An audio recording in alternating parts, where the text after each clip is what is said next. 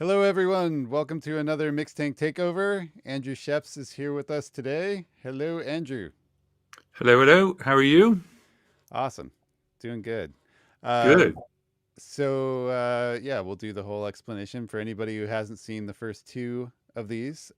Mix Tank is a place on Puremix.net where you can go and post your mix and have feedback from the community. And every once in a while, this fellow comes over and also reviews mixes on Mix Tank. And other people do too, not just me. Yep. Yeah. And so today we're going to be going, and Andrew's going to be listening through a bunch of mixes. Instead of writing his comments on Mix Tank, he's going to leave a little comment that says Andrew was here with a link to this YouTube video. And we have figured out a way to randomize this for today. So questions have been answered. Yeah. See? There you go. Yeah. So if you see Andrew going down the list and he's right next to your mix and then he skips around, it's because we're going in a random order today instead it's not my of the fault. Order of submission. Yeah, it's yes, not it's Andrew's not my fault. It's the randomizer's fault. That's right. So it's the universe. It's the universe's fault. Yes. Awesome. So, and I'm going to try to get through a bunch of these. So maybe, my rule is usually to listen to up to 5 minutes, but I maybe keep it more like 3 minutes because, I like to hear the whole arrangement to hear how things work, but in the interest of getting through stuff like that. So I guess I better just get to it, huh? Sounds good. Cool. All right. I got to mute my Mac because otherwise the music comes back to me through the Mac. So the first one we're listening to here is called In the End. So here we go.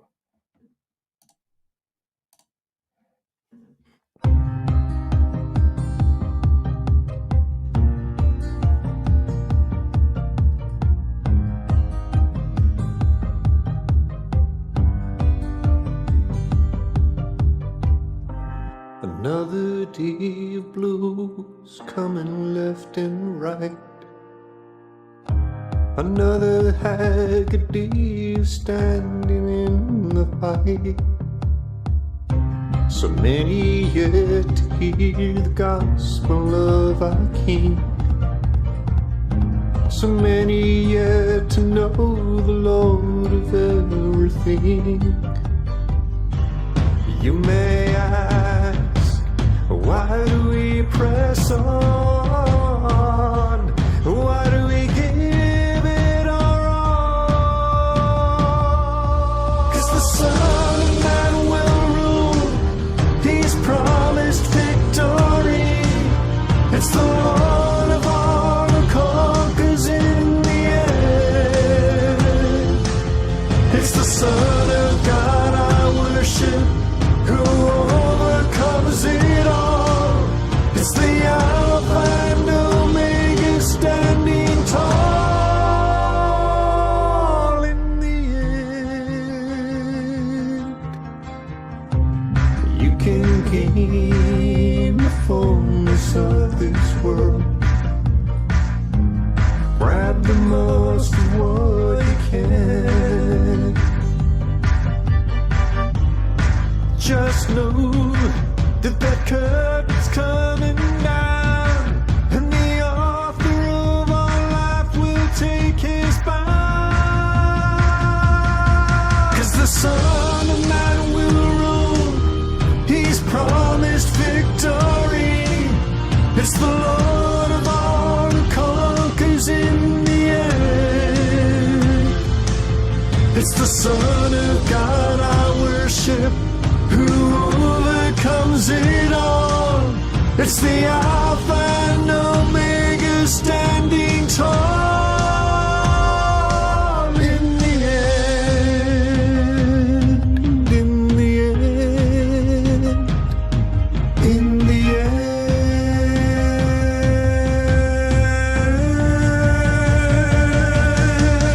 Every knee will bow and every tongue confess that Jesus Christ is Lord in the end. The Son of Man will rule. He's promised victory. It's the Lord of all who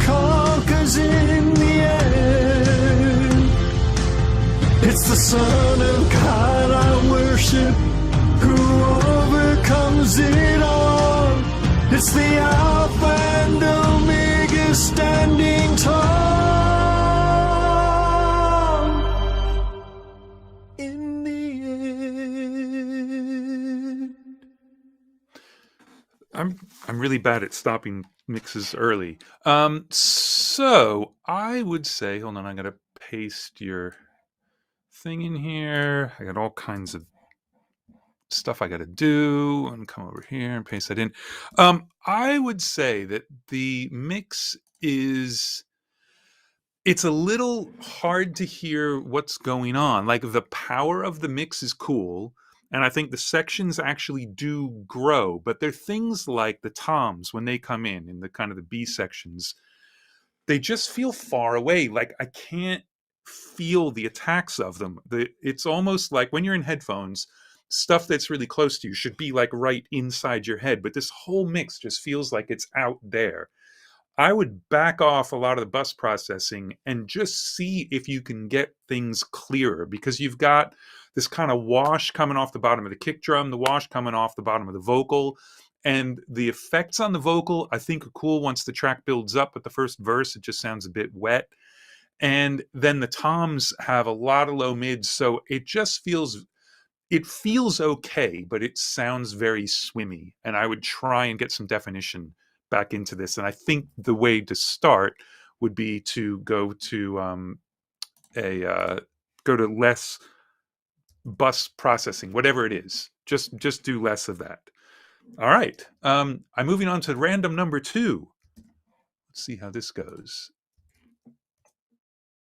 I'm going to say, let's go every single time. Okay. So this is called I'm a Show Off. Now, is that I am a show off or I'm gonna show off?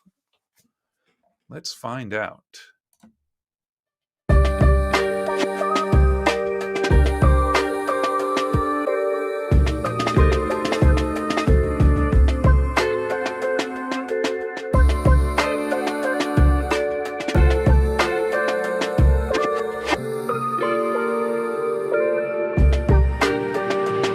I break bread, ribs, $100 bills. Smash out in the Chevy with the modified wheels. I'm trill, man. Life ain't fair. We don't care. Fuck toes with big dudes. I'm putting Duke in my hair. I'm in a SL, 2C like Gucci LeClaire. Chick with me on the roofie like a patio chair. As a chief of the reefer, my sativa is rare. Blowing fire in the air like we're smoking the back. Use a cop blower, duplicate rap cloner. Real niggas got a boner listening to Daytona. The aroma of ammonia gave a nigga pneumonia with 7 chicks up in the sauna, but I'm really a loner. Receiving checks over text, I'm not really a phoner. Ghetto nigga drinking Miller, I don't want a Corona. Just blazing at all the shows, and even at the hoes. Chill, what? I'ma go off. Hey, man. I'ma show off. Push your trip, man. I'ma go off. I'ma show off. I'ma go off. I'ma show off. I'ma go off. I'ma show off. Hey, fuck these niggas and fuck these hoes. Better kick off your shoes, I'ma touch your soul. Bet 24K while I say go like Jesus rolls. Pardon my flows, kicking in doors with sticks and poles. Selling for the low like Jeff Bezos. My new motto is get it and go. Ow. Me, bitch, floating like a boat at sea, bitch. God, MCTIG, I be hard, I be on IG. She like fly me out to Dubai. I don't ask why, just don't reply. I'd rather shoot this nut in her eye. Now when she cries, custard pie. Hey, forgive me for my sins. I pray the Lord give me a Benz. I fuck 2 hoes, give me some twins. I get too old, give me the pins. I can't pretend like fake friends when I begin. The race ends. Skin a pig for bacon. I can't pretend, won't say it again, but I play it again. Nigga, I'm the head honcho, Quando, Rondo, Drake, Toronto. Slicker than a poncho, hit a nigga long range, Tonto, Mondo. OJ Bronco, Rodeo Rancho, Billy Broncos. Burgers and tacos, beef plus shells, I'll meet you in hell. Yeah.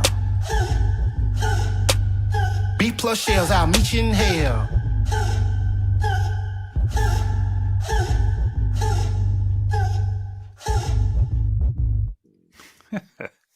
Well, pretty much the same lyrically as the last one.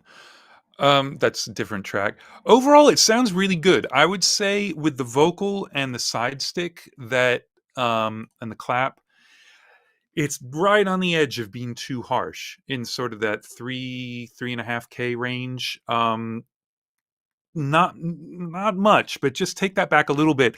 The only other thing I would say is I feel like it's missing some low end between the low mids and the subs. Like the low itself isn't there. And in the second half, especially on that distorted 808 kick, like if it's not, I'm sure you guys have all heard the theme for that show Succession. That has the best low end of basically anything I've ever heard in my life. And this feels like it wants to have that. There's something not aggressive about the low end, and I wanted it to be more aggressive. So impact on that kick in the first half, and then just more like push in the 808 in the second half. But otherwise, cool. I mean, I'd kind of like it if some of the stuff in the beats had a bit more discrete panning. There's a lot of stereo stuff, but there's nothing that just isn't kind of either in the middle or split wide. But it wasn't really bothering me. It just is kind of fun because especially when you're not mixing live drums and live bands and stuff, you've got all of this separation so you can really place things. And there's nothing really that's taking advantage of that. But overall, it sounds really good. That's what I would say. So I got to come up with a really good system here. All right, I'm making the ones I've done bold. So we'll copy this. And I'm moving quick because I want to try and get to a lot today. And I don't want to be completely burned out. And I forgot to turn on HD for that one, but I don't think that's going to affect the 100 hertz. All right. Did we just get the same one? What's going on there? Copy. There we go. Oh, Mark, why is it loading the same one? Maybe that track isn't there anymore. It's Myself and I. I can search, right? Myself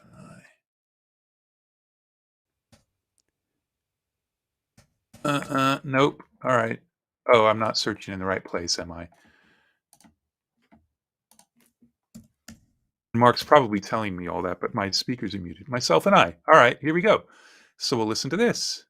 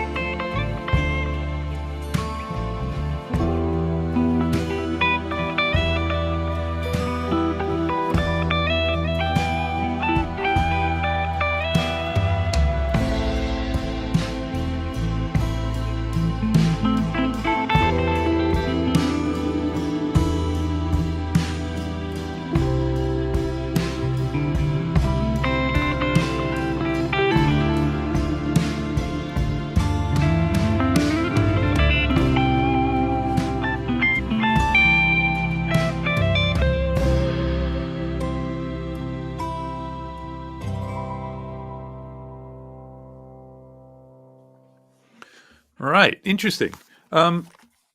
So overall, it sounds really good, but the upper mids with the guitars, at times they kind of hurt, especially right at the beginning. There are a couple of licks that hurt. I would love to hear some more bass, because, well, here's the other thing about this. To me, it's a little weird having both solos sort of kind of equal all the way through. Like, I can't figure out what I'm supposed to be listening for. Sometimes they sound very much like they're playing off each other. Sometimes they just sound like they're noodling together. I don't feel like there's a focus for me for the track. And what I'm hoping is that if you bring up the bass, that the bass and drums together and with that acoustic rhythm will give it more of a solid, like, hey, the band is playing and these two guitar players are both soloing. Whereas right now, I feel like the guitar on the left, because it's a little more present, well, okay, that's the lead and I'm supposed to pay attention to that, but then it goes away for a while and I hear the other guitar. So I would try and find a way to make those guitars coexist a little better than they do right now. It does not make a huge amount of sense to me. And the other thing is, when the drummer goes to the ride, there's no sustain on the ride. It still sounds like dum, dum, dum, pf, dum, dum. It's very stop and start.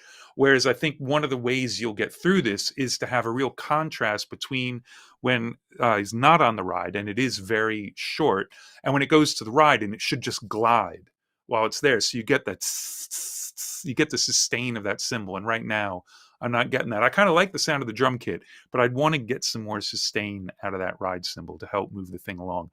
But I do feel like there's either an arrangement, there's just an approach thing with the two guitars that I'm not really getting yet. So, but that could just be me, and I've listened once. But there you go. That's what I think about that. I am copying the next link, and I am pasting the next link. And this one went to the correct song. So now I'm going to put my headphones back on. Of course, you can see that because you can see me.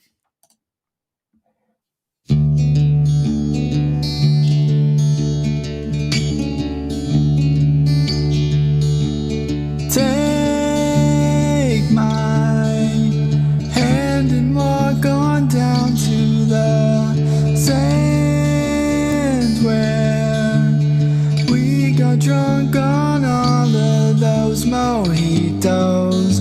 It tastes so sweet, but not as sweet as you.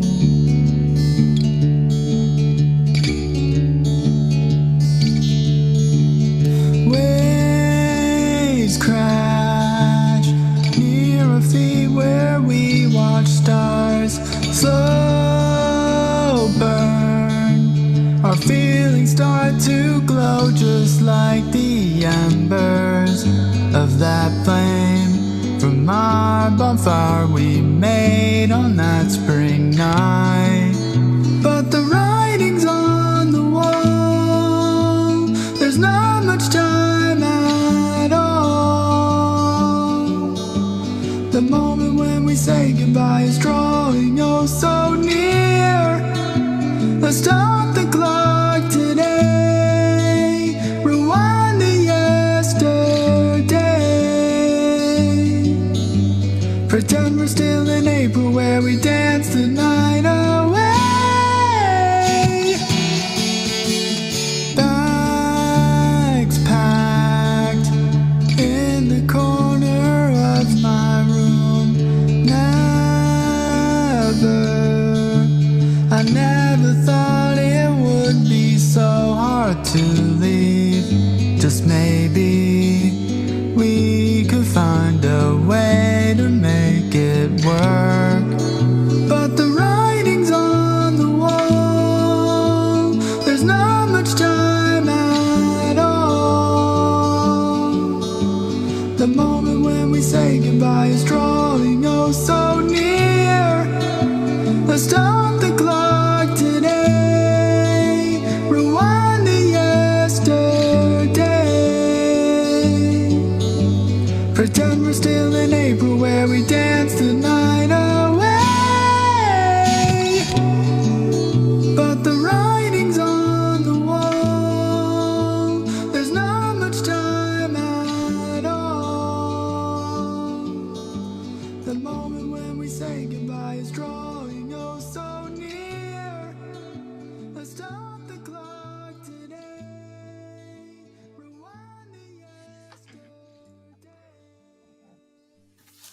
Cool.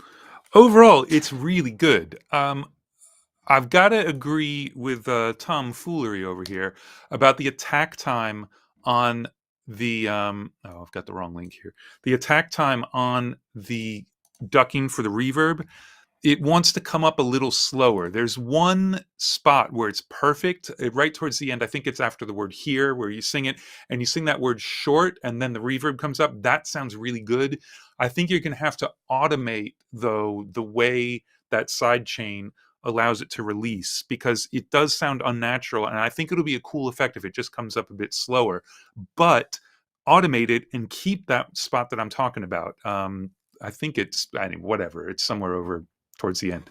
The guitars sound really cool because they're so compressed, and it's like, fucking hell. I mean, that's about as compressed as you can get, but it's just past the point of being okay. They're getting kind of a warble to them. So either you've got to back off that compression a tiny bit, or mess with the release time. Try a longer release time, because I can hear it sort of fluttering. And I love how in your face it is, and how it, especially when you strum those couple of times, how it affects the sound of that. And I really love how consistent the tone of the guitar is, but it could do that and sound cleaner. And I think it would be much better than what it is now, which has that little tiny almost distortion, like intermodulation distortion on it. So try and smooth that out without losing the character. And I think that would be awesome. But cool. Nice one. Okay, so I got another link here. I'm copying and I'm pasting. Why is that in quotes? Okay, let her know. Okay, this one's called Let Her Know. So, of course, no one's getting any, like, hey, this one's put in by Fred F. And I'm not doing that just because it takes time. So you guys can read. You know what's up. Here's the next one.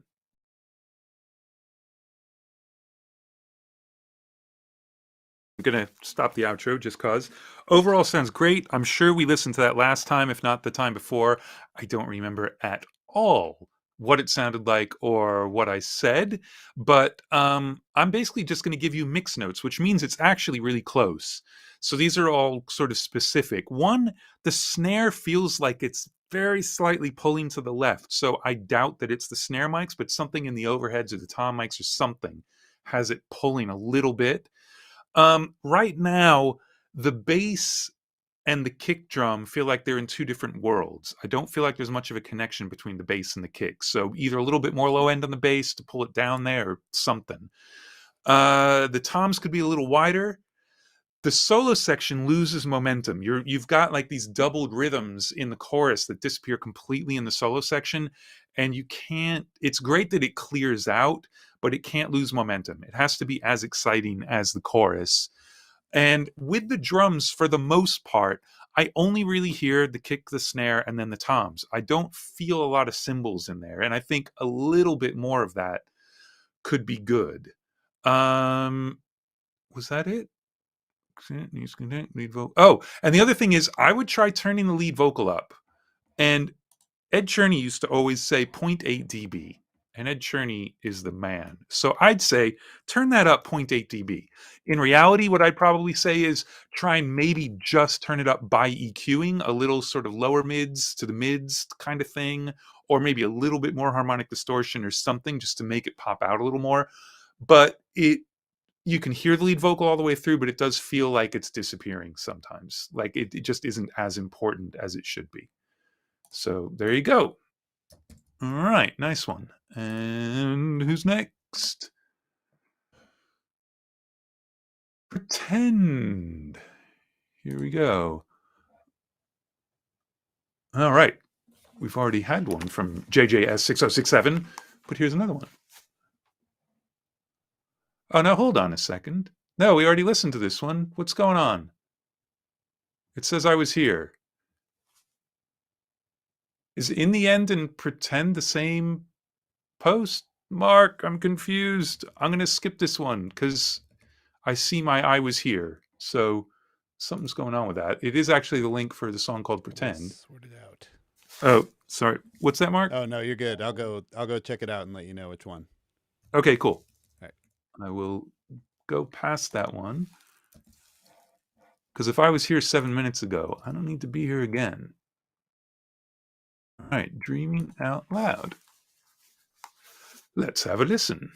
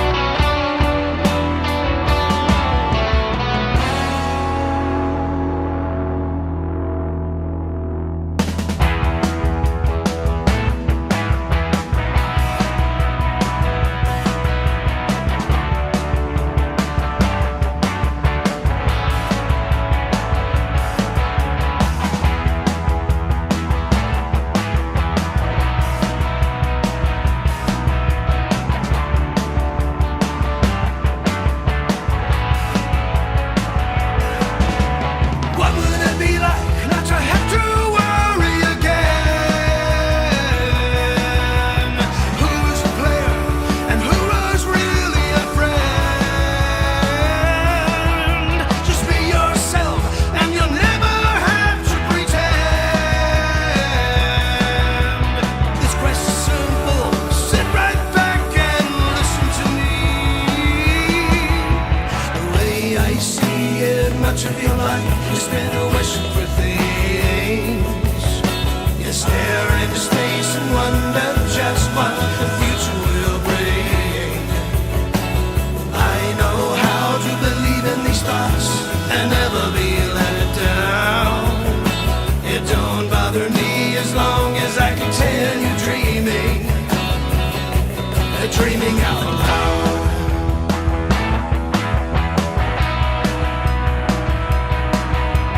Who really cares if I spend my life in a cloud? Dreaming, dreaming out loud. Dreaming, dreaming out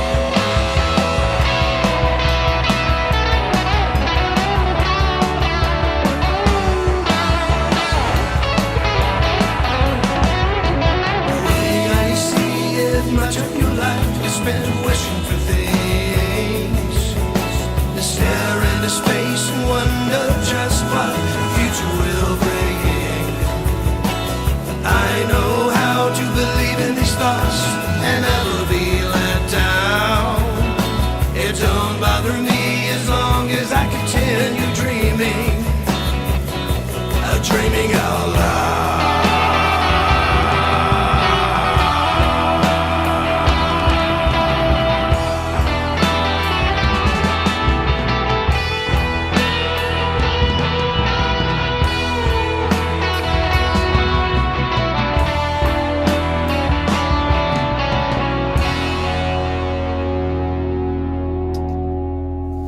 All right.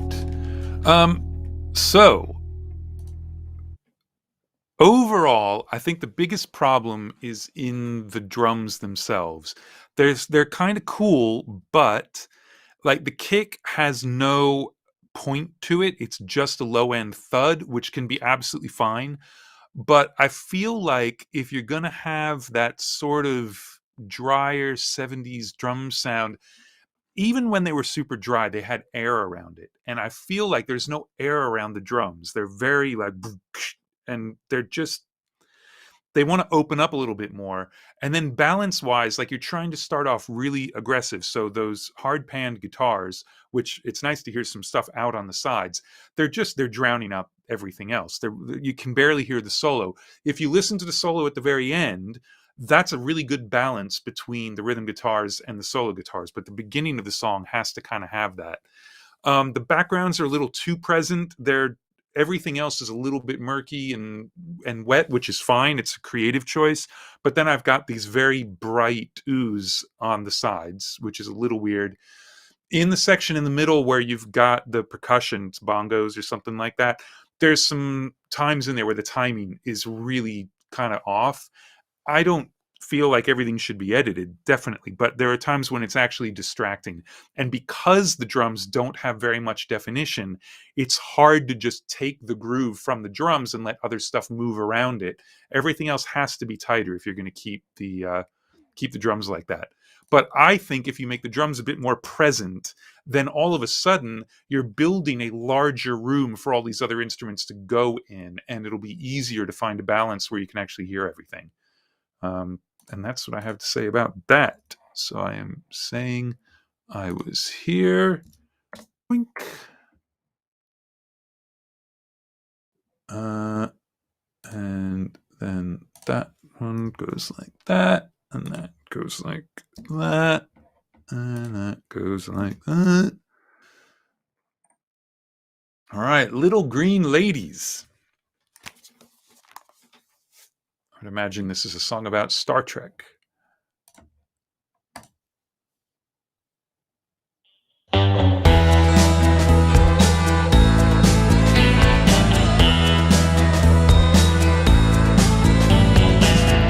Ray guns out and my hands raise up. Little green ladies surround my truck. He robed and probed in flashing strobes. Long green fingers holding my earlobes. Pointed to their saucer and they pointed to me. No wait, they want my GMC. Little green ladies in a pickup truck. The sheriff shook his head and said, "What law? Martian deputy."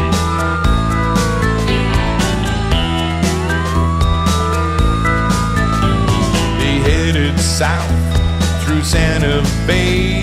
Those little green ladies made their way to a signal in the desert that beckoned them, where in 1947 they lost their men. Then a cactus in their axle they couldn't dislodge, so they let my GMC hijack the Dodge. Little green ladies in a pickup truck. The sheriff shook his head and said, "What the illegal aliens?"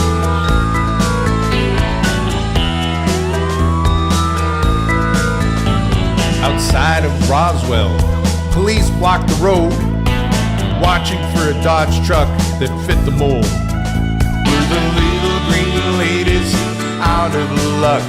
No, they slipped right through in a new Ford truck. Following the signal, they found their men just before the doctor cut into them.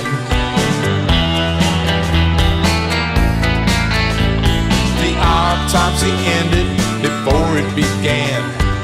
Each green lady held her little green man. Soldiers rushed in, ray guns came out, but everyone started dancing about. Little green ladies in a pickup truck. The sheriff shook his head and said, "Permission to dance, deputies." All topsy-turvy. This was 1947. They danced the all topsy-turvy when an object came from heaven. They danced the all topsy-turvy. It was interplanetary.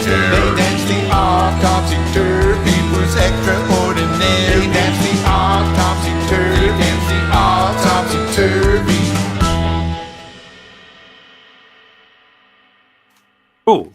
I mean, personally, the kick and snare aren't exactly what I would say, but they work really well. So don't change anything. I just wanted to mention that. At first, I was thinking, oh, it could be more like this and more like that, but it works really, really well. One problem is you can't understand the sheriff well enough, and you're making a joke, and you got to hear what he says after the little pause. I heard the second one, I couldn't figure out what he said on the first one, so make sure that's a little easier to understand.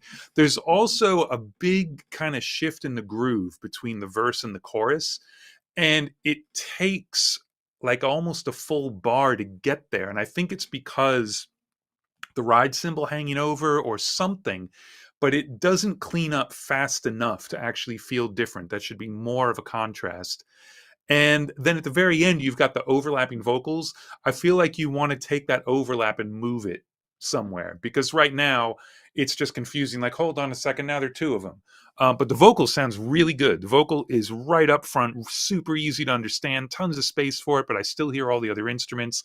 I love the way all the little synths are mixed in there, so you get your alien invasion going for the whole time, but it doesn't sound like you shoehorned it in there. It actually just sounds like it's part of the track. So overall, excellent job. And I gotta copy my thing and put the thing and the thing, and then make that like that and that.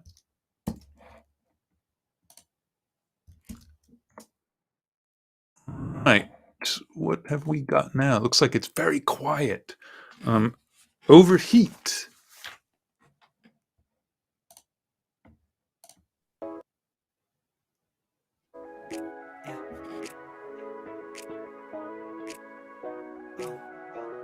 Come on.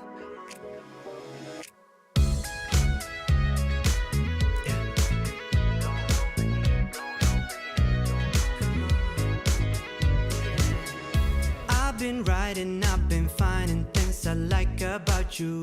Girl, you turn me on like a light inside your bedroom, where I'd like to be with you, just bouncing like a yo-yo. Living life so fast-paced, but we're fucking in slow-mo. I've been trying to dislike things about you, baby. About you, baby. I've been trying to dislike things about you, babe. I like you, babe. Overheat, how you acting like you don't know me. Then you play that shit back on repeat. I'ma make sure you're not over me. You're not over me, yeah. Oh yeah, oh yeah. I've been searching, I've been hurting, girl, just trying to find you. When I feel the distance between us, I think I'm about to falling into that trap, being with those girls that I had. But then I remember they can make me feel like you can. I've been trying to dislike things about you, baby. About you, baby. I've been trying to dislike things about you, babe. Cause I like you, babe. Overheat, how you acting like you don't know me. Then you play that shit back on repeat. I'ma make sure you're not over me. You're not over me, yeah. Overheat, how you acting like you don't know me. Then you play that shit back on repeat. I'ma make sure you're not over me. You're not over me.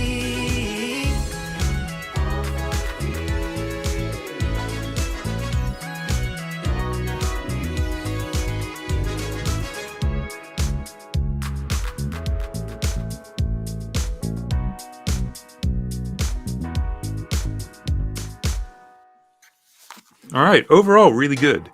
Really good. Interestingly, this has a vocal overlap issue to me as well. Coming out of the verse into the chorus, there's like this very slight overlap between the vocals. and I feel like we need them to sound a little bit different. They need to be slightly different effects in the chorus or something like that, because otherwise it almost sounds like a bad edit or something. There's something that isn't making that transition work well enough yet. One thing I was noticing in the verses, though, is there's a slight delay on the vocal, but it feels like it's only on the left.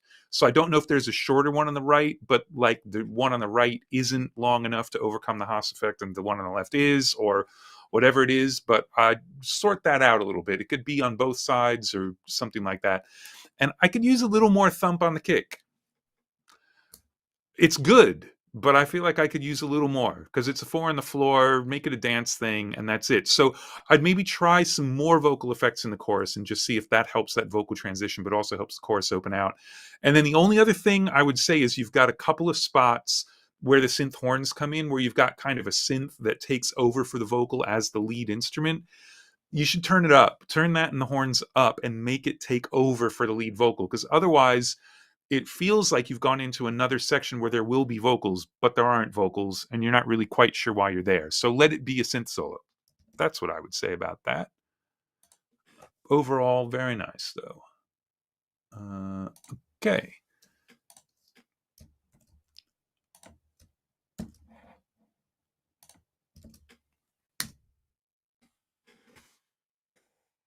All right, here's one called Escape.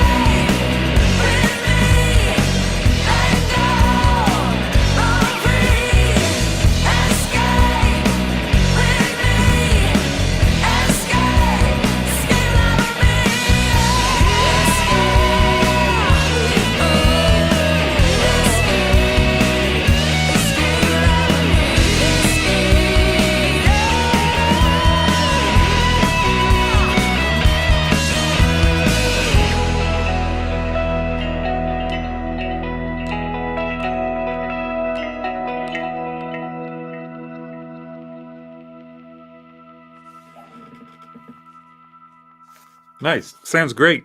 It's really good. Musically, it's there. It's exciting when it gets to the chorus. All that's really good. I only have a couple of little things. One is maybe the overheads should be coming up in the chorus, or room mics or something, because I hear the crashes okay, but I don't really get a lot of energy out of the drums in the chorus. There's a lot in the vocals and the guitars, so it's not like the song is lacking energy, but I feel like there'd be a little more drive if I could hear what was going on in the top end of the kit. But you don't want those crashes to end up too loud, so be careful with that. I think I'd turn her vocal up a little bit, just a little bit. Then in the end part, the guitar solo was perfect, fit right in with everything else going on. But I felt like in the solo section in the middle, it was almost just too mono. It wants a little bit of spreading effect, a little bit of very slight delay or chorus or micro pitch or just something just to spread it out a little bit, because the tone is good and the solo's fine, but there's something not special enough about it compared to the rest of the song.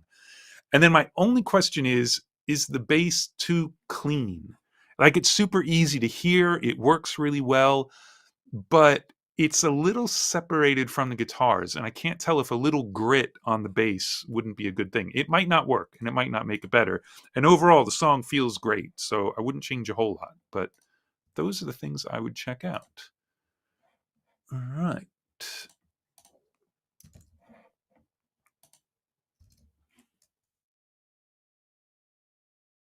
Oh, Out in the Wild Mix 2.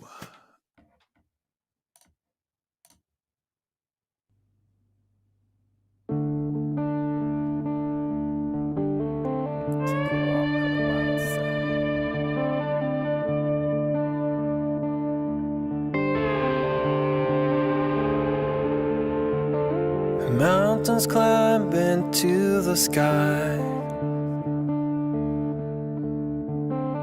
only traced by starlight.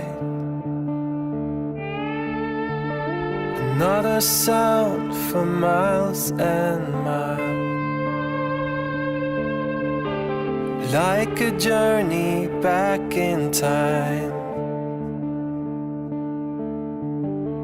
Out in the wild,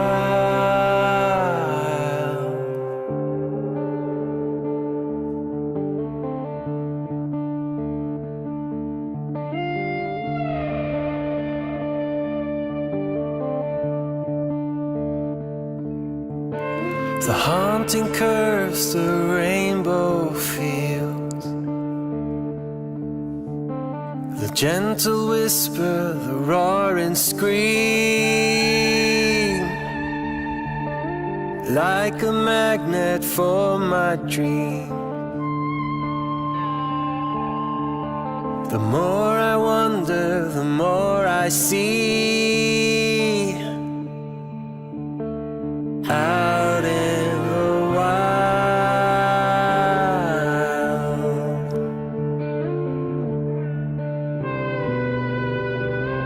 out in the wild.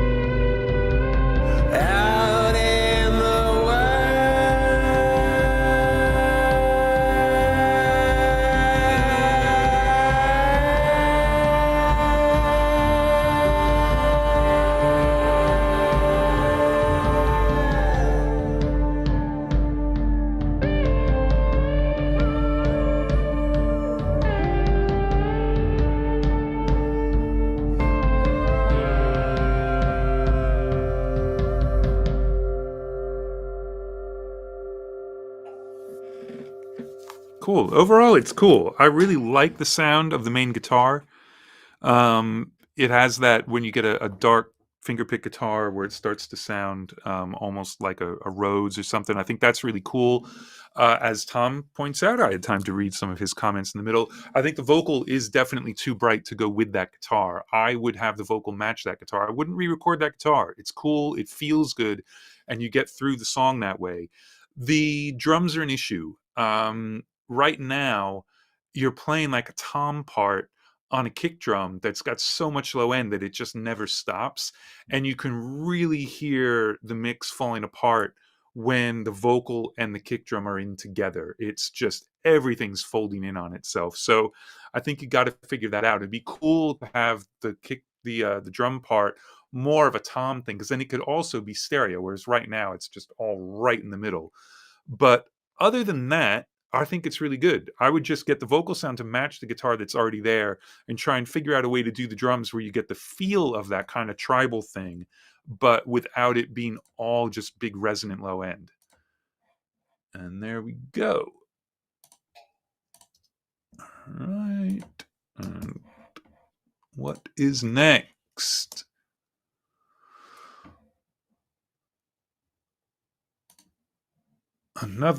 This one's for me. It's specially for me. Well, that's exciting. Let's see how we go.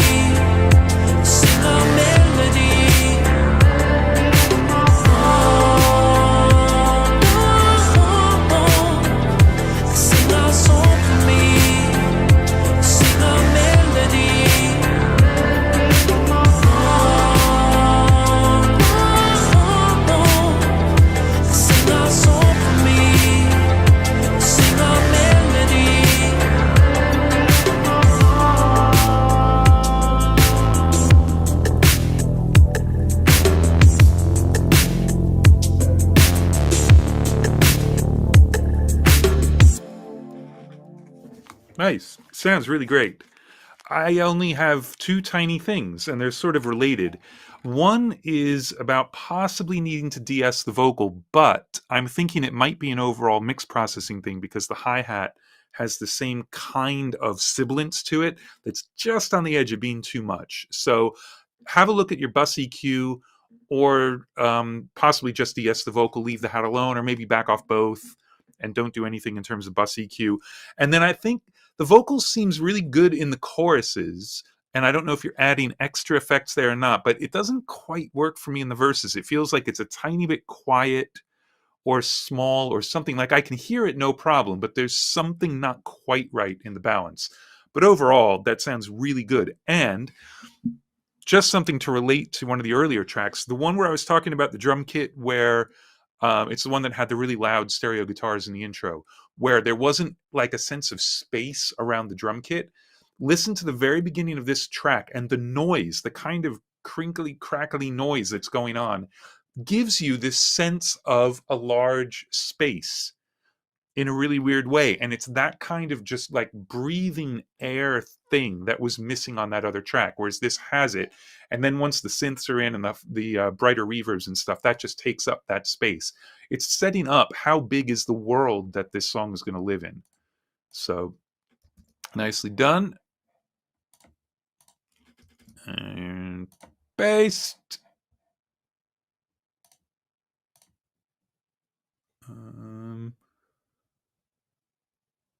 Was this the right link? Hold on.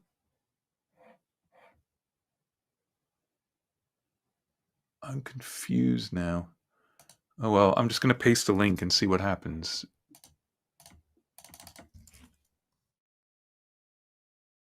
Yeah, okay. That is the same one. Weird. All right. Let's move on to the next one. Let's go. Model Citizen. Okay. This is 7:04, but it looks like the last 3 minutes are either blank or an outro. We're definitely not going to make it to that.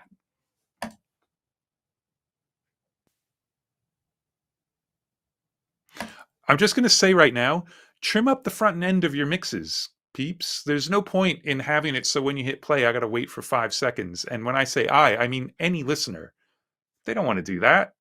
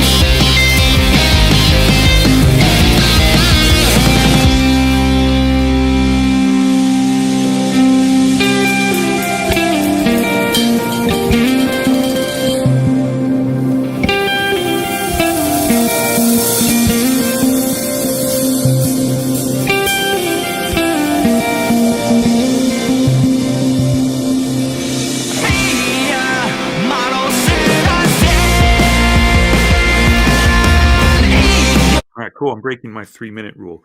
So it sounds good. You're getting away with a lot. It's so ridiculously loud. And look, I am the king of loud, right? My stuff's way too loud. I won the loudness war. This is too loud. That breakdown is no quieter than the chorus. And the chorus is no louder than the verse, which means that you don't actually get any dynamics out of the song. It starts off fucking and then it just stays there the whole time, including the breakdowns. And when you back off, you're going to be sad when you listen to some of the quieter parts of the song. But if you level match your monitoring when you do that, you're going to say, oh, all right, those sections actually don't sound a whole lot different. But then when you get to the chorus, it's going to really kick in. You've got to give yourself some headroom. And believe me, I am not somebody looking for headroom ever. I never mention that. The low end is just turning into like this slab of the ring of the kick and the bass, and that's taking up a lot of room. So if you clean up the low end, that might open things up anyway. But yeah, you've got to find some room for there to be dynamics. It's like if you listen to any particular bit of it, it sounds cool, but it's exhausting, and we only got 3.5 minutes in. So yeah, that's what I would say. It's probably, once you back off, you're not too far away, but I think you got to give it some room to breathe. All right. Apparently, this next one is called "Gimme Shelter." Somehow, I doubt it's the Stones.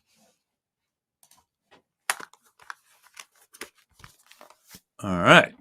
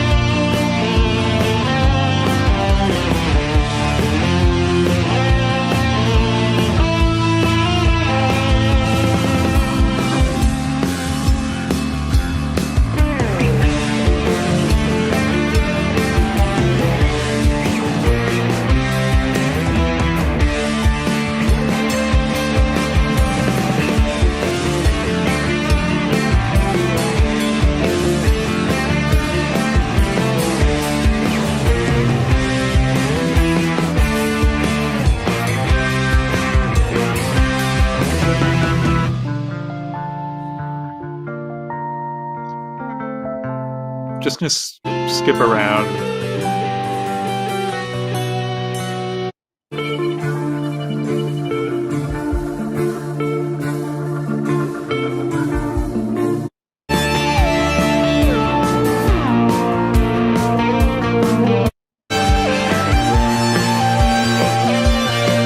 All right, cool. Sorry, it's real long, so I wanted to just skip around and see if there's anything else. So I feel like the kick drums got too much boom to it.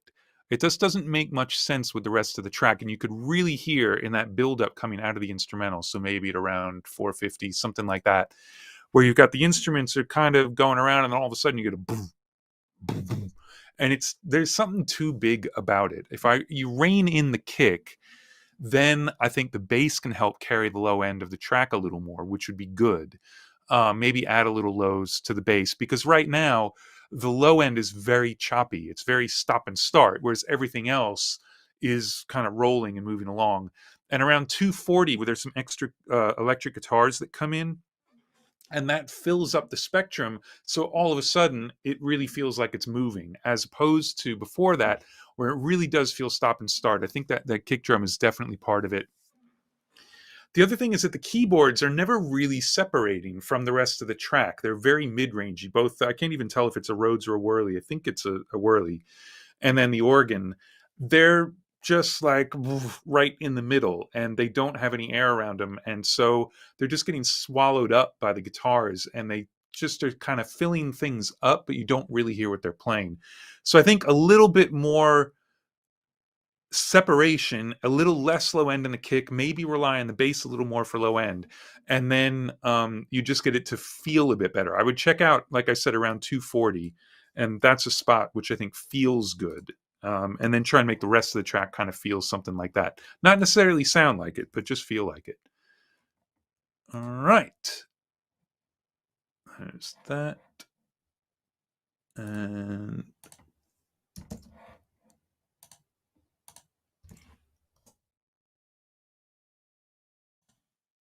all right, Boat Keeps Rocking.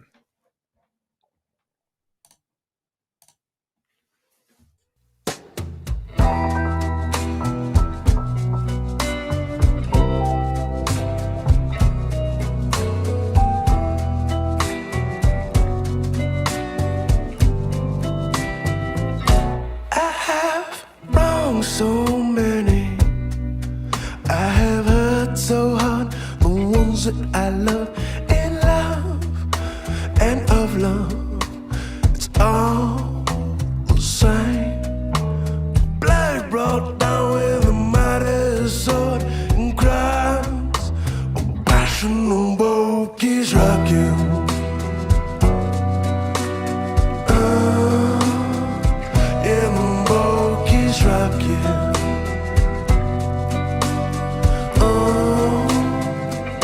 Maybe I've asked for too much and given so little. I don't ever wanna do it again. Well, it's time to do the right thing. That's a lie. It's long overdue. That's the truth. And the boat keeps rocking.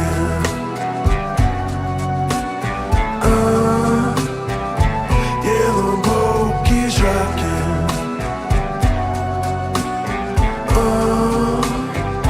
Yeah, the boat keeps rocking.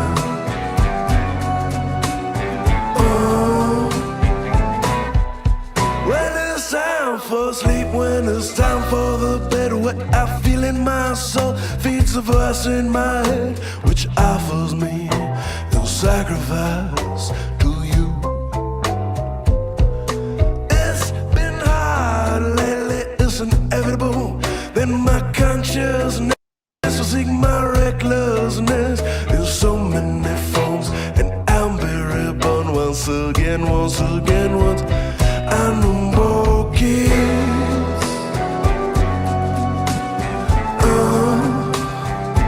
Yeah, the boat keeps rocking.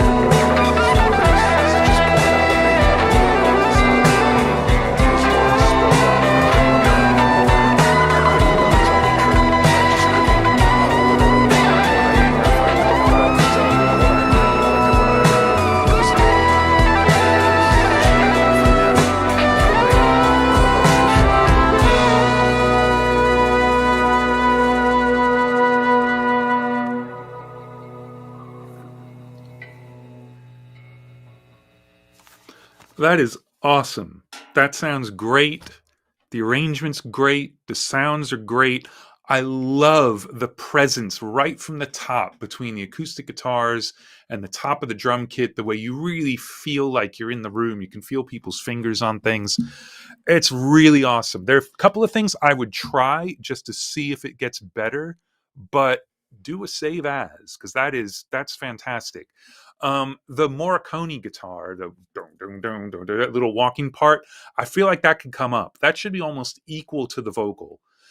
Then the piano, it's tough because the sound of it's super cool, but it's almost a little harsh at times. So I wonder if you've got to give it a little more frequency spectrum just so that it can live inside the track a bit easier, because it's getting really lost and then it'll poke out in a very mid-rangey way. But it's cool. It might be fine exactly the way it is, but I would try that.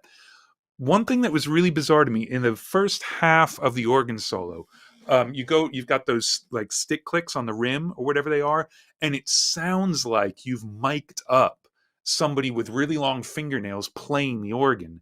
But then when the organ goes to a more standard solo, all of a sudden you hear that it's stick clicks instead of that being part of the organ sound. It just sounds like the clickiest organ ever, and in a really weird way. I'd almost say get those sticks out once the solo goes somewhere else, to let the illusion just live on. Like, what the hell was that in the first half? I don't know. And then the organ just starts playing a regular solo. The vocals get a little bit loud right before they stop, before the solo section at the end. And then I think that last solo, again, should probably come up to take over from the vocal, because the spoken stuff going back and forth and left and right, it's not meant to be the lead of the song. And if you turn up that solo, it's not going to make it any easier or harder to listen to those vocals if you want to. So I would do that. But overall, that is fucking great. That's what I have to say about that. Really, really good. And it feels great going from section to section. It builds up, it gets exciting. There you go. Well done. Okay. Next.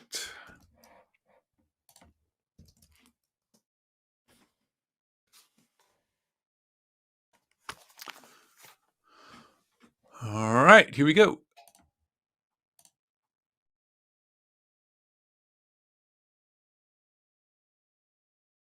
Cool. Overall, it sounds really good. Really good. I wonder if there's a little bit too much compression on the lead vocal. Every once in a while, when she kind of goes for it, it feels a little clamped down. I think the background vocals overall could just come up. They're completely out of the way of her, and I think it might be cooler if it was like a group of people supporting her as opposed to just being background vocals. And then overall, I think I would try to just put some parallel compression on the entire mix. Just make a copy of your mix bus, compress the hell out of the second copy, and then just with that fader all the way down, then just start blending it in, because I feel like what's happening now is that everything is cool, but there's a lot of details sort of getting lost. And if you just compress the mix, I think it's going to change your balances, and that's not really going to be what you want to do. But with the right parallel compression on it, and it could be anything, who knows? It could be a 33609 or 1176s or whatever. It doesn't even really matter. Just try a few different compressors and just blend in a little bit.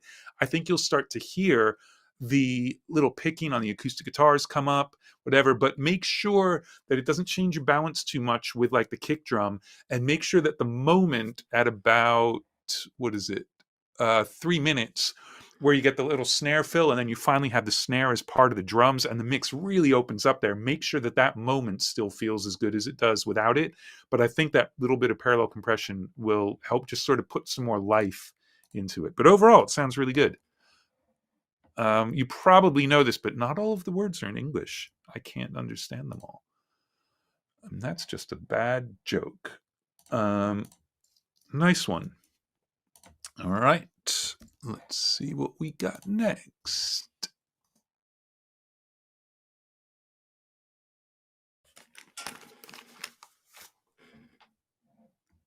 All right. Is this... That's weird. It took me to a totally different person and name, but we'll do this one. I don't know. That link went somewhere else.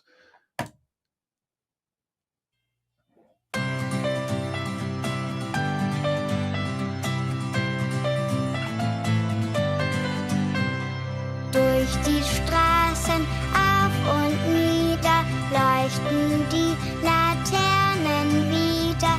Rote, gelbe, grüne, blaue. Lieber Martin, komm und schaue.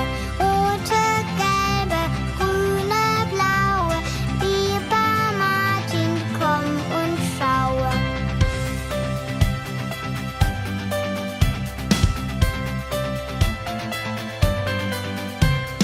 Wie die Blumen in dem Garten blühen Laternen aller Arten. Rote, gelbe, grüne, blaue. Lieber Martin, komm und schaue. Rote, gelbe, grüne, blaue. Lieber Martin, komm und schaue. Durch die Straßen auf und nieder leuchten die Laternen wieder. Rote, gelbe, grüne, blaue. Lieber Martin, komm und schaue. Rote, gelbe, grüne, blaue. Lieber Martin, komm und schaue. Und wir gehen lange Strecken mit Laternen an den Stecken. Rote, gelbe, grüne, blaue. Lieber Martin, komm und schaue. Rote, gelbe, grüne, blaue. Lieber Martin, komm und schaue.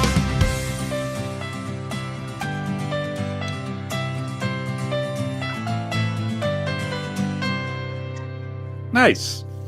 Overall, it sounds really, really good. My only comment is to try and get a little bit more length on the snare. It just feels like it's cutting off a bit. So I know you're using samples, so whether that's more, depending on how you're triggering the samples, more room mics in the samples, or maybe just a little bit of reverb on the snare and the toms or something just to fill it out. But overall, it feels really good. The kids' voices come through perfectly. Yeah, nice job. Very nice job. All right.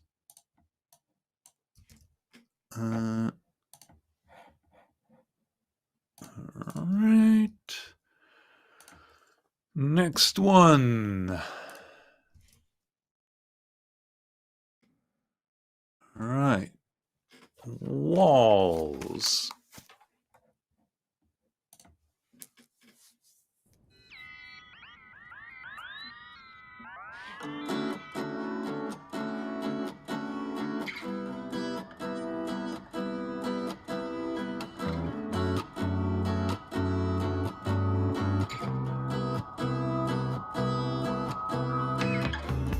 I left you for tomorrow's daytime.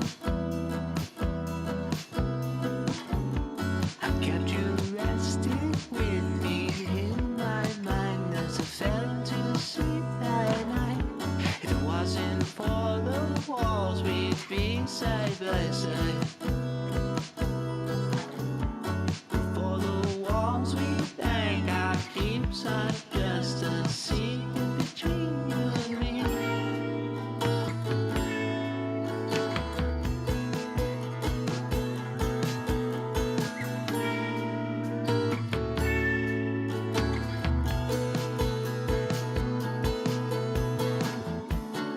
Never know what they can see. Never know that I'm a part of you and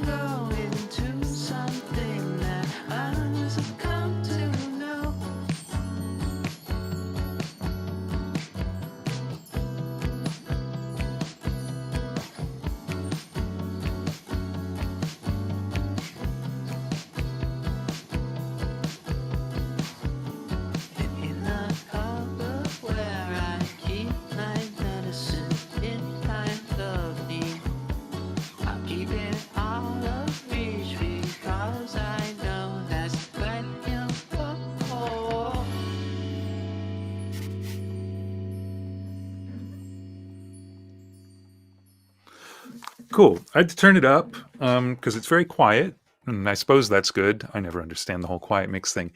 I mean, I'm looking at the comments and they kind of make sense to me. Like where Tom's saying maybe the acoustics are too loud, but I don't know. Like it's a really weird sounding track, but I think in a good way. The first thing is, though, I think there's some tuning issues between the bass and the acoustic guitars. The guitars sound like they're in tune with themselves, so you might need to tune the bass a little bit. There's some spots where it's pulling my ear, and that's not necessarily a good thing. And I would say to even go further in the weirdness of the track, and instead of turning the acoustics down, try low passing them. Try taking some top end off them and make them even weirder.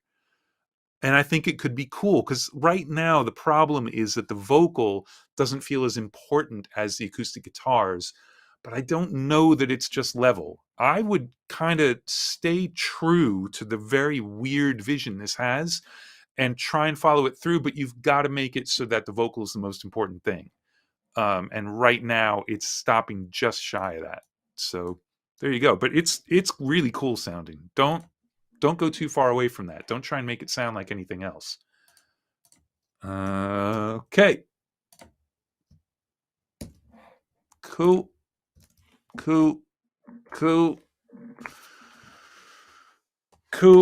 Turn my headphones back down so I don't kill myself. Here we go.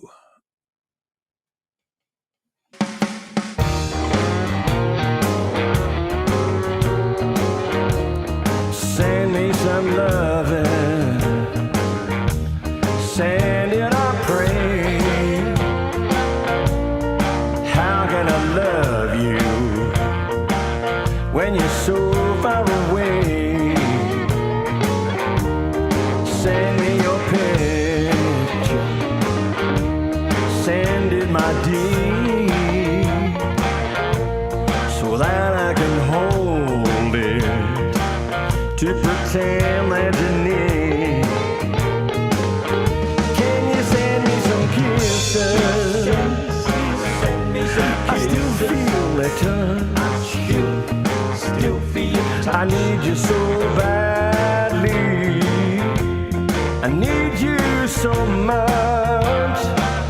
Yeah, my days are so lonely. My nights are so blue. I'm here and I'm lonely.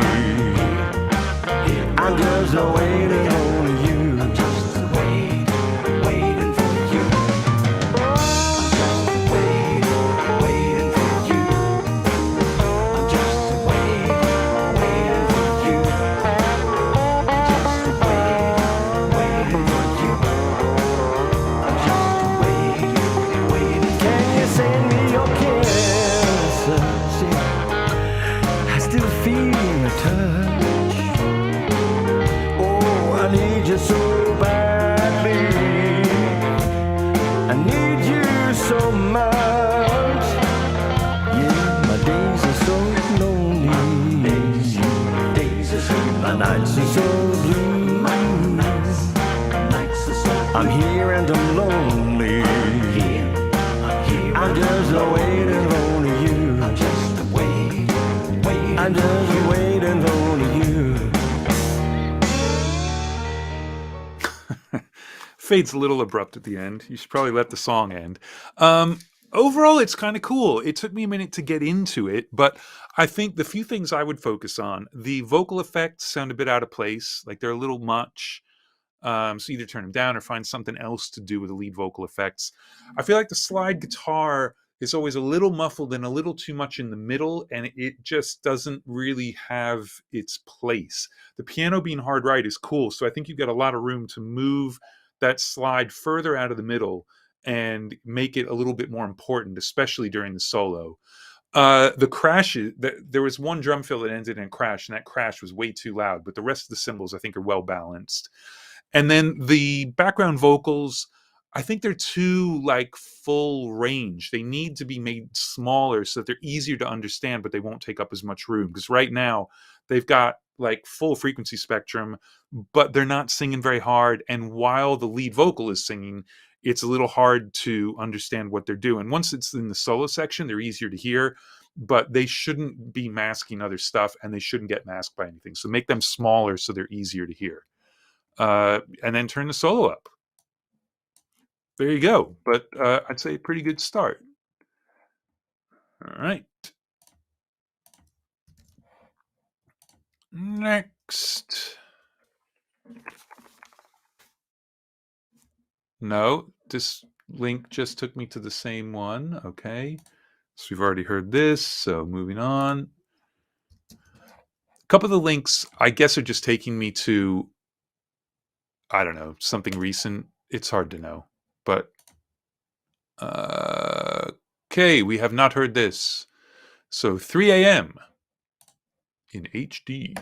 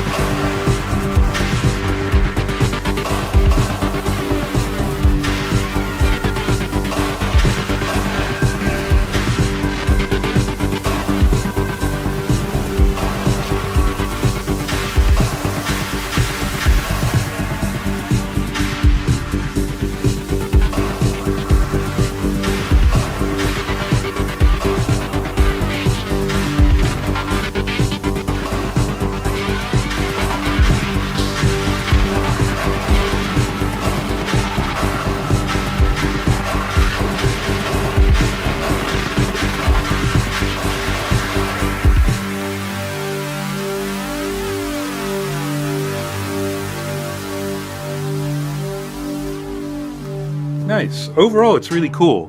The kick and snare are off to the left. That's weird, especially like the low end bloom of the kick is off to the left. That's throwing me. I mean, I'm all for panning stuff wherever the hell you want, but to have a consistent kick and snare and have their tails always be pointing left is weird to me. I would check out, I mean, it's an obvious reference, but check out, I think they ended up calling the song Closer because I Want to Fuck You Like an Animal wasn't really something people wanted to say on the radio. But the 9 Inch Nails track, it's got that same sort of white noise snare, gated white noise snare. And I feel like you could get a little bit more aggression out of the snare. And that would be a good thing. Kick drum doesn't need to go nearly as far as that. But I feel like the drums don't have quite as much impact as maybe they could. I love all the weird little noodly guitar stuff that's going on. So yeah, overall, I think it sounds really good, but I would sort out the kick and snare a little bit and see if having a more concise kick and snare in the middle sets up all the weird, wide, phasey panning stuff, which I don't mind. I think that'd be good. So, Mark, are you there? Because I'm thinking of doing something to give myself a tiny little break. Is he there? That's the question. Or did he go out to dinner and just leave me hanging? I think he went out to dinner. Oh, there he is. He's there. So look, for all the people here, if you haven't seen it yet, you have to look at, I believe the show is called Mark Abrams Looks at Plugins. It's called The Plugin Show. And he did a great plugin show. He did a great review of one of my favorite plugins in the world, Mishbeat, which is just insane. It's an absolutely insane plugin. And I was thinking, to give myself a little bit of a brain break, I would actually play a bit of that song that I put Mishbeat on the mix bus for. Yeah. Should I just play that? All Absolutely. right. Yeah. That's perfect. So I'm sure it's on YouTube. And I agree. I so agree. I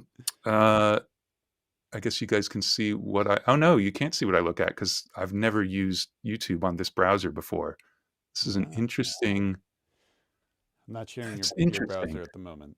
So all right. and then we'll do it. All right. Yeah, we have a new plugin show called the Great Big Plugin Show. It's very creative. Great Big Plugin Show. Nice. Yep. Yeah. You guys can check that out on YouTube. Okay. So this is a 9-minute song. I am not going to play the whole thing, but what you'll hear is the entire mix sort of starts to turn inside out and then comes back right before the release of a section. And that is this plugin Mishbeat, which is awesome. one of the weirdest plugins I've ever used ever. But as soon as I heard this song, I knew I needed to do something like that to it. And about 3 days later, I found Mishbeat and like, okay, this has to be the plugin. And it took me hours to get it right. I don't know. Maybe you'll hate it. But anyway, we're going to listen to that. And then I'm going to go back to your mixes. You pulled the lever and tortured the guy? Yeah, pulled the lever, tortured the guy. All kinds of stuff happened. Released the bats. I think there's some unicorns. Awesome. Yeah. Okay. So I'm going to skip ahead. I don't know where in the song that is.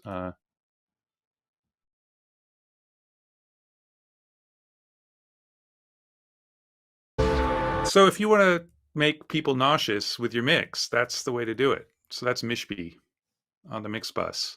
That sounds so freaking cool. What do you know what exactly is going on when you start torturing the guy? Doesn't it say? I mean, they always have explanations. It's like you're transporting him to hell or something. I don't know. Yeah, right. No, I don't know. I think what it is, it's like the delay time in a frequency shifter or something like that. And so the frequency shifter gets more intense, but it's more than that. It's a couple of things at once. Yeah, it's like a macro thing going on. It's pretty awesome. Yeah. You're getting a lot of great comments on your mix in the YouTube comments. I'll bet. There's plenty wrong with that. But the best part is it does actually make you nauseous. So that's what I'm excited about. That's awesome. One person said, "This is what you do for a break." It's awesome. Well, I didn't have to actually think about it. I've already tortured myself over that mix a bunch. Oh man, it's so cool. That whole record is just great. Yeah. Thanks, man. I love that record. I mean, I love all the low roar records, but I think this one is really special. It's cool. So yeah, if you guys have an hour to spare, it's short for a low roar record. I think it's right around an hour. So it's called Maybe Tomorrow, and it came out, I don't know, a few months ago, something like that. Yeah. Go check it out. All right, back on your heads. Here we go. So I can no longer hear you, Mark, if you're talking to me. I'm sorry. I've muted you. So this is called Light Shine Through.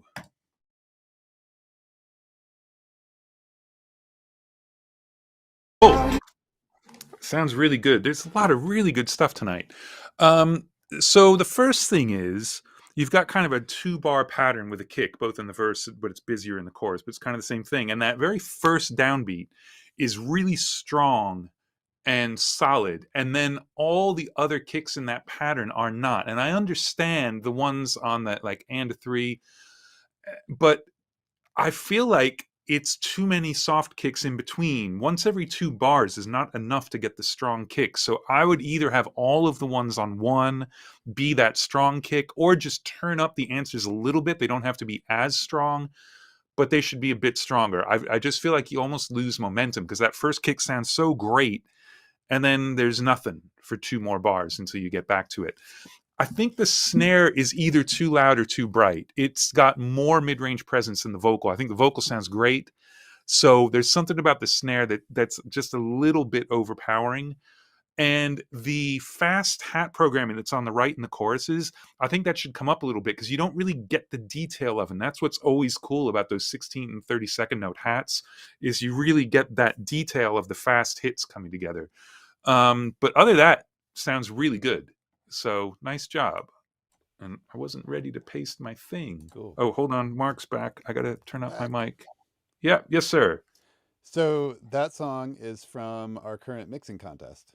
Aha. Do a little plug real quick. That contest closes on Wednesday. So if you guys are interested in participating in that, you can still get your mix in. The winner of that is going to get the T-Rex custom suite and master from Dave Kutch at the Mastering Palace on any song of their choice. And then a week from Friday, we're doing the wrap-up live stream for that, where we'll announce all the winners, and we're going to have Ill Factor, the artist Jared Evan, Jimmy Douglas, and Dave Kutch are all going to be on that live stream. So keep an eye out for that. That'll be pretty fun. Damn. It's going to be a lot of talking heads. That's going to be pretty cool. Yeah. Well, I'd say get to it because that one sounds really good. Yeah. So Yeah. I'm sure the source material is good as well, but that's really well put together. And my feedback could be completely wrong, but we'll see. Or very useful. Yeah, or that. Back to All right, it. awesome. All right, turning that back down. We're here. Why can't we all just get along? Right. So I guess we're listening to a mastered version. I don't know. Anyway.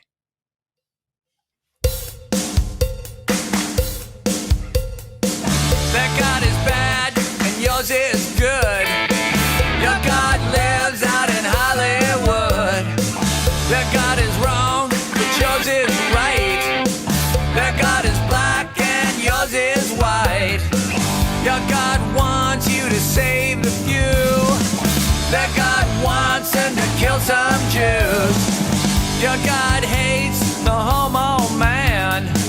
Their God wants them to kill some Christians. My God is straight, my God is queer. He eats meat and he drinks beer. Your God is rage, he shakes his fist. My God is simple, he don't exist. Yeah, yeah. Their God is peace, but loves to kill.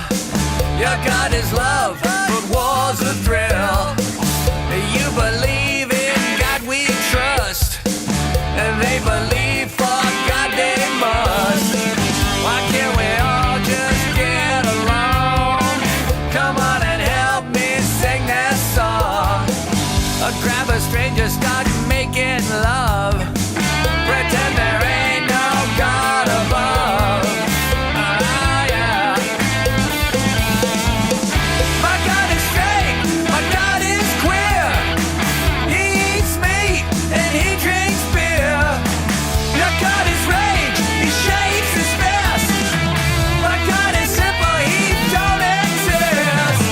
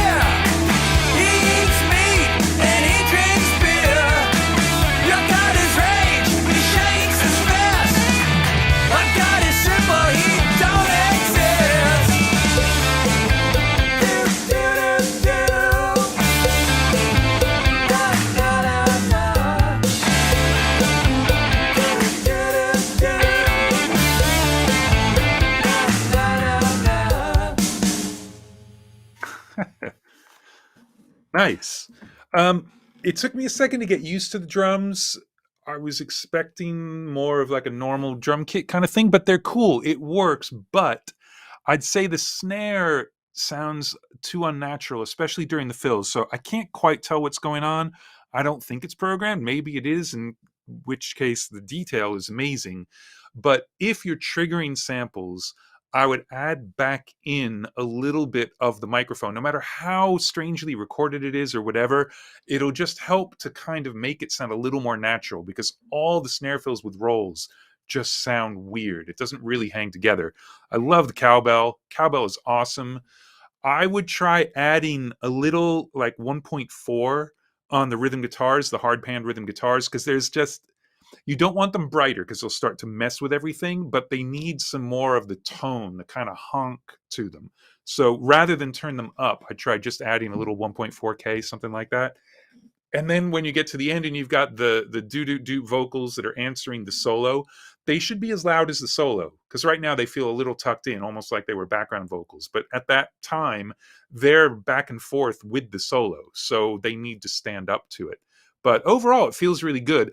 I wonder if it's a little overbaked, and I'm assuming that is the actual master we're hearing. So I don't know anything about E-masters. I'm hoping it isn't just an automatic thing and that someone actually listens, but it just feels a little bit overdone.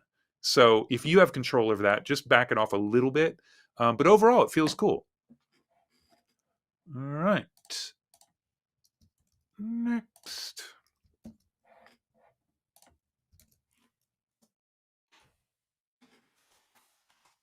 Contracorriente.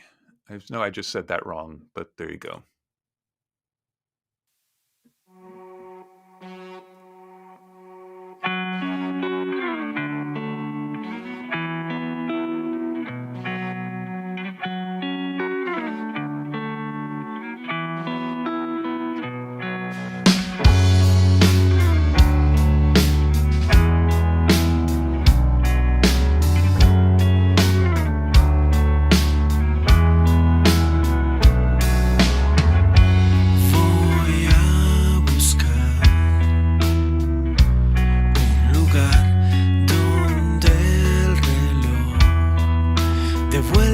Hacia atrás voy a correr, me voy a refugiar, porque tal vez venga una tempestad y no aguanto esta tristeza de esperar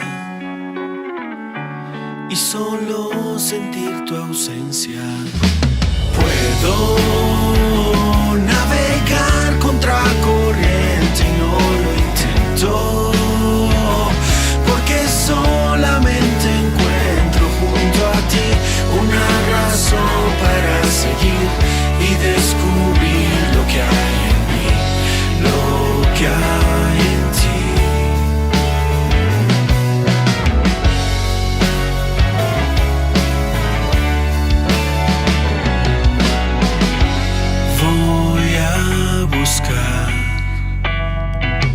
Un lugar donde jamás me vuelvan a encontrar. Voy a perder, no hay nada que ganar, ya lo verás. Viene una tempestad y no aguanto esta tristeza de esperar y solo sentir tu ausencia. Puedo navegar contra corriente y no lo intento, porque solamente encuentro junto a ti una razón para seguir y descubrir lo que hay en mí, lo que hay en ti.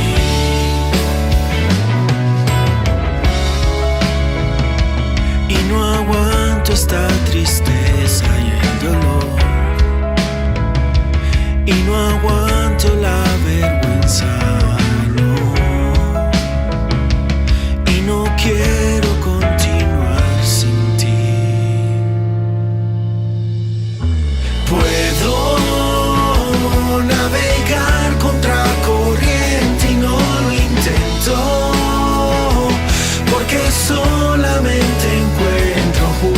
ti una razón para seguir y descubrir lo que hay. Cool.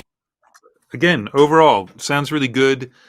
My main issue in the guitars, though, is that the verse guitars, especially the one on the left, has a lot of mid-range to it and is really present and loud.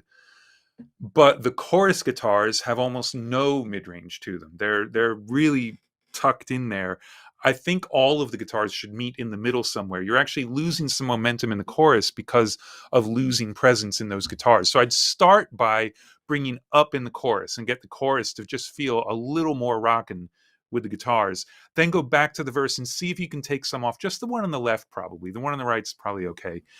And then once the track was going, it didn't bother me quite as much. But in the intro, the drums felt like they had too much like unnatural top end EQ, like high shelf stuff. So it didn't feel like air around the drums. It just felt like brightness, but sort of in a slightly noisy way. And then there's a comment from Snurd about the breakdown. And I think he's exactly right. That little drop at 213, you almost hear something go boo. You should do that because that would sound awesome. And right now it's just a little like, it's a stop. It's cool. And if you really don't want to have something programmed like that, I would say you'll get away with it. You've already got a synth in there. You got the keyboards. Like there's stuff going on. Just do it. It'll be amazing.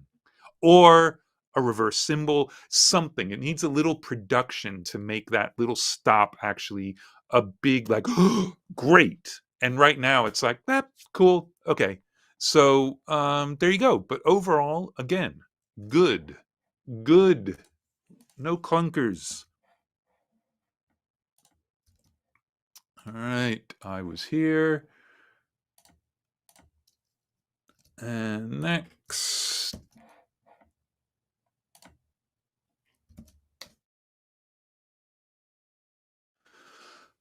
Okay. Sunset G2.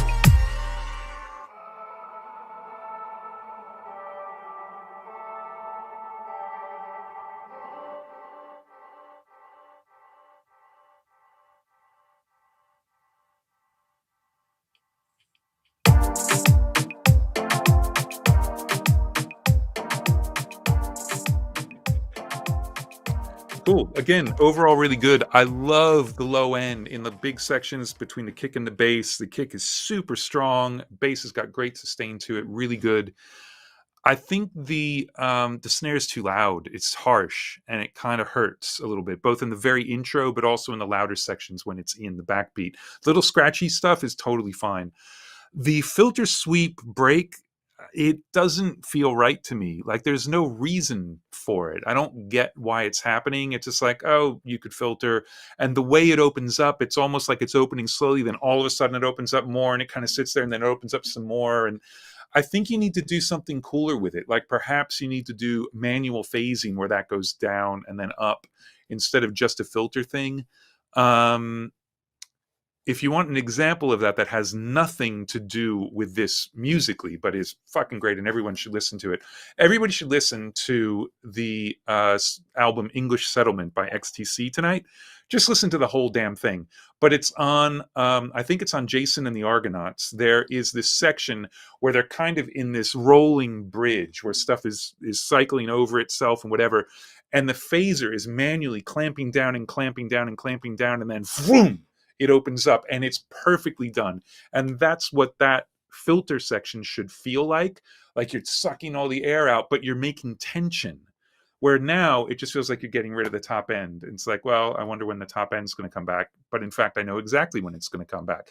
And then it comes back a little clumsily. But other than that, overall, except for the backbeat, I'd say it sounds great. So there you go. Let me paste this thing in here. And go get this. All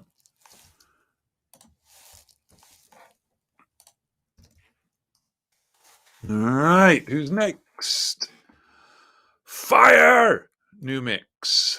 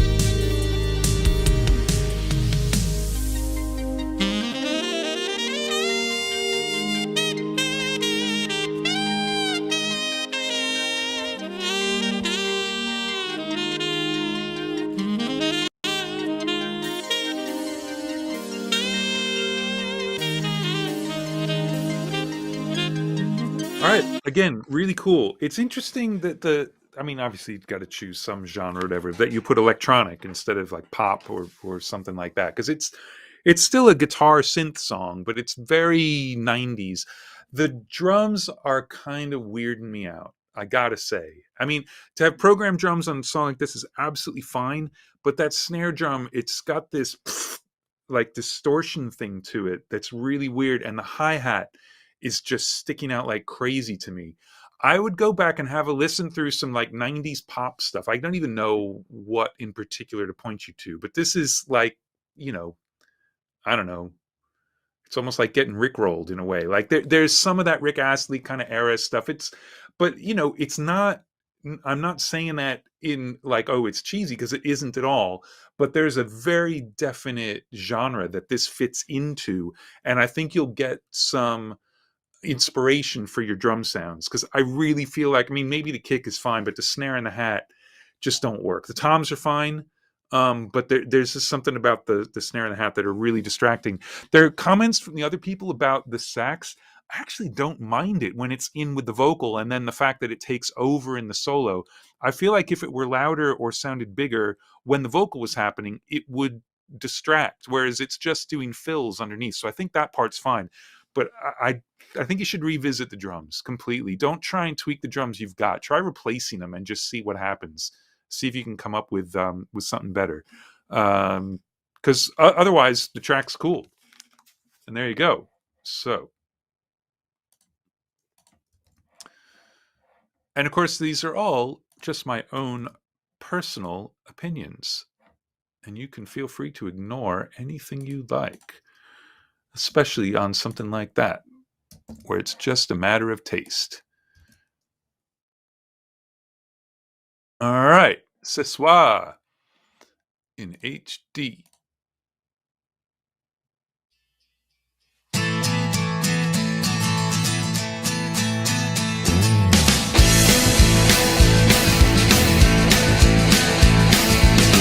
J'ai pris le train du soir pour venir te voir au bord du village, avec l'envie de dire que tu es la plus belle et que je suis fou de toi. J'ai envie d'aller jusqu'au bout. J'aimerais que ce soit pour toujours. J'ai envie de te faire l'amour ce soir. Je te vois derrière ton bar servir un verre de fort, mon pouls. Ça vole, c'est fou. J'ai pris 4 shooters avec une courailleuse, mais je ne vois que toi. J'ai envie d'aller jusqu'au bout. J'aimerais que ce soit pour toujours. J'ai envie de te faire l'amour ce soir.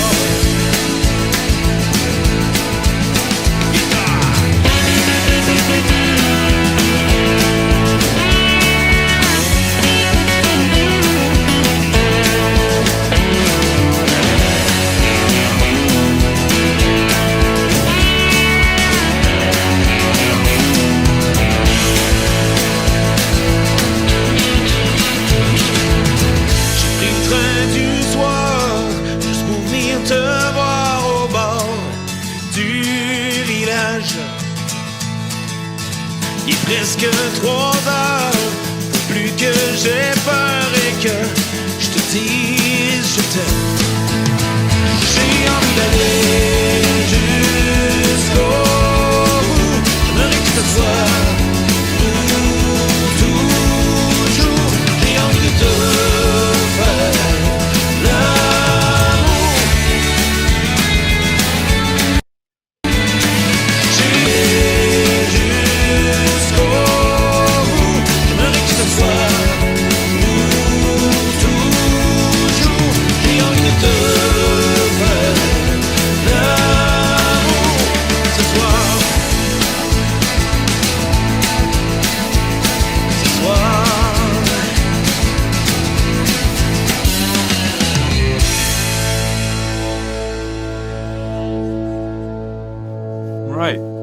I think the notes that are already there on this one pretty much nail it. It sounds great and it sounds terrible at the same time. It's so bright I had to turn it down, and I listen loud all the time. Overall, I think if you just EQ, it will all sound really good, but you might have to get back into the drums and deal with those separately. And the comments about the vocal being lost are true. I mean, but that's going to be easy to deal with once the track is right. But right now, the track is so bright that it's kind of hard to listen to. But overall, it's going to be great when you take care of that. Like, the individual instruments, I think, are fine. They're just too bright. The balances are cool. The arrangement is good.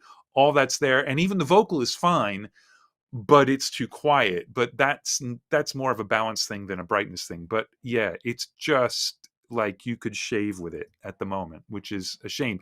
But it's going to be great. And I don't think it's going to be that invasive, to be honest, because it sounds like it's as much an overall thing as individual stuff.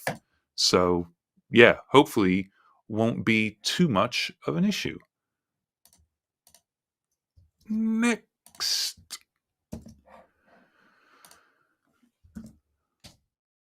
All right.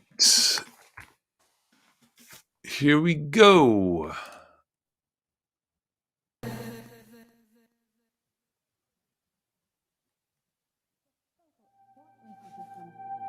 people who are able to pick themselves up, get over life's problems, and those who are not.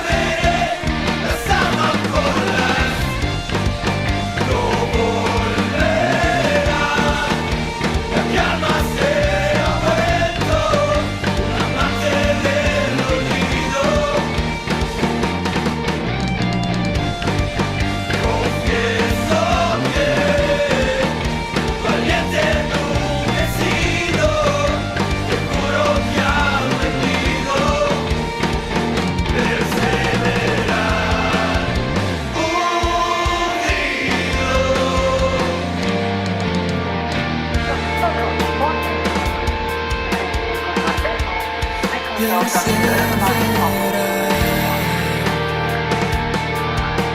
Right, backward, of choice, freely to come up with a decision. And life will become this way from another. Vital condition that could determine my behavior.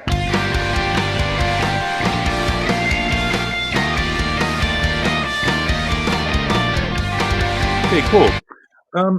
It's interesting that you say you had trouble with the guitars because the customer chose a dirty amp and forced you to use it. Don't take this personally, but that's the backwards way to be thinking about it. They can't force you to use it. I mean, if you want the work, then you're going to sign on and say, okay, cool. And that's the way they want the guitars to sound. Well, then that's the job. What I would say is you haven't figured out how to get a drum sound that works with their guitars, because the guitars are so much bigger than everything else in the mix. Like the bass sounds great. I can hear every note he's playing. I can hear the kick and snare and the cymbals, and I can hear the vocals, but none of it really fits together. I think you need a much bigger, more aggressive drum sound, and that will suck up some of what you're not liking about those guitars, because then you'll have things that are bigger than the guitars. And right now, the guitars are by far the biggest thing. The only thing that really bugs me with the guitars is every once in a while, like during the solo, there's like a sustain, and it's somewhere, I don't know, maybe it's 400, 500, it may be lower, but you could suck a little bit of that out at that point, or just ride the guitars around a little bit. But I think what you have to do is see those guitars as an opportunity, because you don't have to decide what the guitars are going to sound like. You've been told, I really want the guitars to sound like this. Great. That's a decision made. And now everything else has to work with it. And it feels to me like you've made the rest of the band sound the way you want the rest of the band to sound. And then like, well, whatever, I got to use these guitars and it doesn't really work with those, but you know, that's their problem. And that's definitely not the right way to look at it. So look at it as like a creative challenge for yourself to get a drum sound unlike any drum sound you've ever gotten before, and make it work with those guitars, because the guitars actually sound pretty cool. And I think that when you get it right, it's going to be a really exciting song because of it. But it definitely needs some more work to figure out what's going to work with it. So don't mean that to be harsh. It's more just to kind of help you reset and go in there and really attack it. So I hope that's helpful. And if not, just ignore me. All right. Sounds like my voice is going. What's up with that? Be Mine version 4. Step into my life. Step into my life. Baby, please be mine. Feeling lost tonight. Feeling lost tonight. Feeling lost inside. You're my better half, I can't explain it. I need you all the time. You tell me that you love me, my feelings way inside. You make me try. It's shining just about you, I can't identify. You came up in my world and said, here's a better life. You show me how to love. I said my truth, and from above you picked me up. That's all it took, and it was something not expected, not something from a book. We were kissing, not admission, writing letters just because. Said you tell me that forever and forever not enough. Couldn't stop thinking about you, just from a touch. I was captivated, felt elated, not enough. The sign that I needed always, and you driving me crazy. It's something like always, with me and you lately. Step into my life. Step into my life.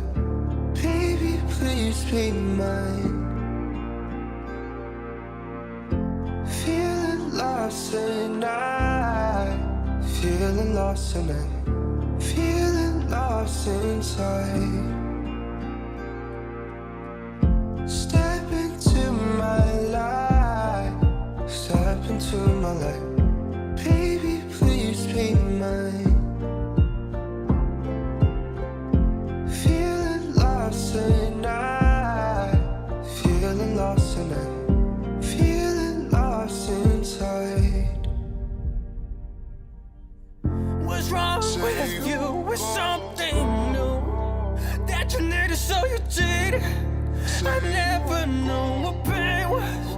Never knew that you were this way. I never knew what love was until I touched you. And now I think about it, I can't love because of you. Because of you, I can't love, I can't love, I can't love because of you.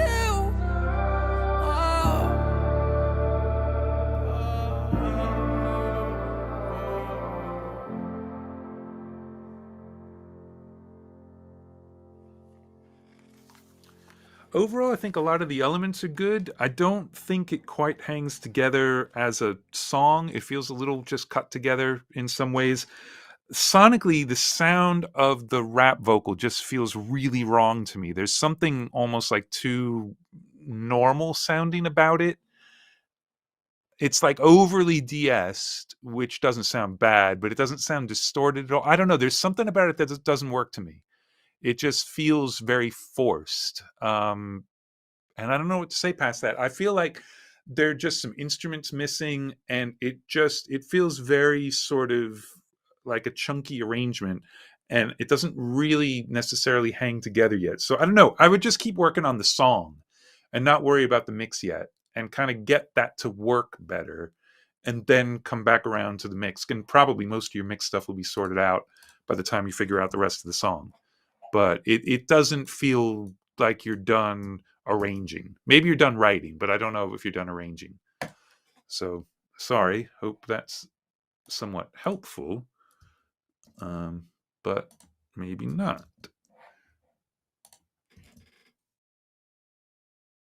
Hey, let's go instrumental. Or does that mean let's go instrumental? Or, okay, I'm just going to hit play.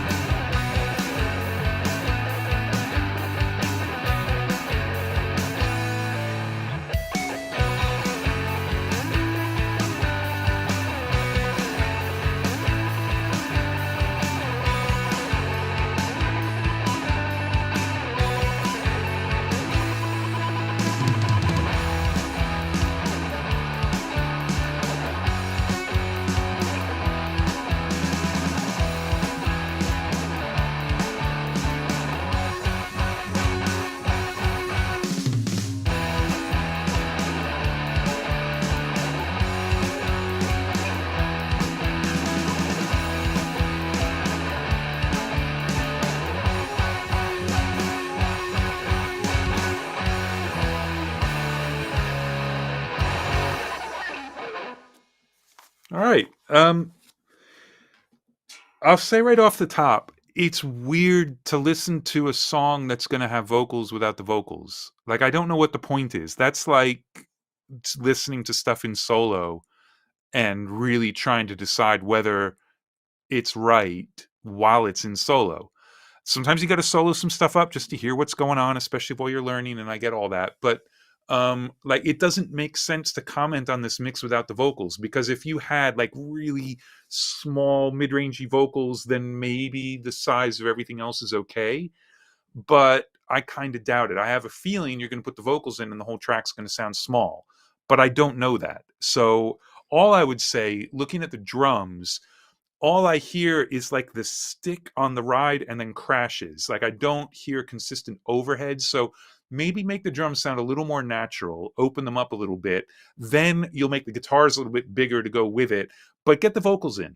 Because I don't know how useful any feedback is going to be. Because like me telling you what I think of the snare drum right now, it's irrelevant because it's not where the snare drum's going to live once you get everything else in.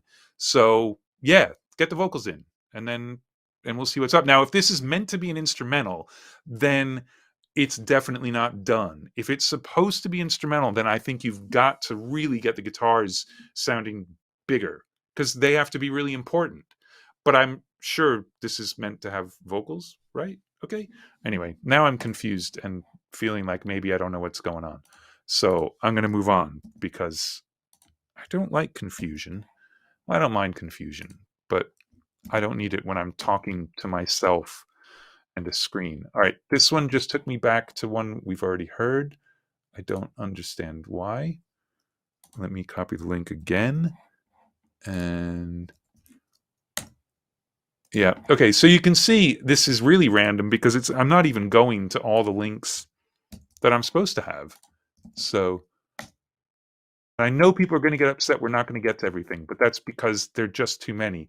Just so you know, I've already listened to 29 mixes, and I've got about 20 minutes left before my brain falls out of my head. Maybe we can do a small Q&A or something at the end, but I'm not going to be able to listen to too many more. So I apologize in advance for that, but I seem to be doing this sort of on a monthly basis. So I'll be back. Don't worry. Or I'm sorry if you don't want me to come back. Don't care.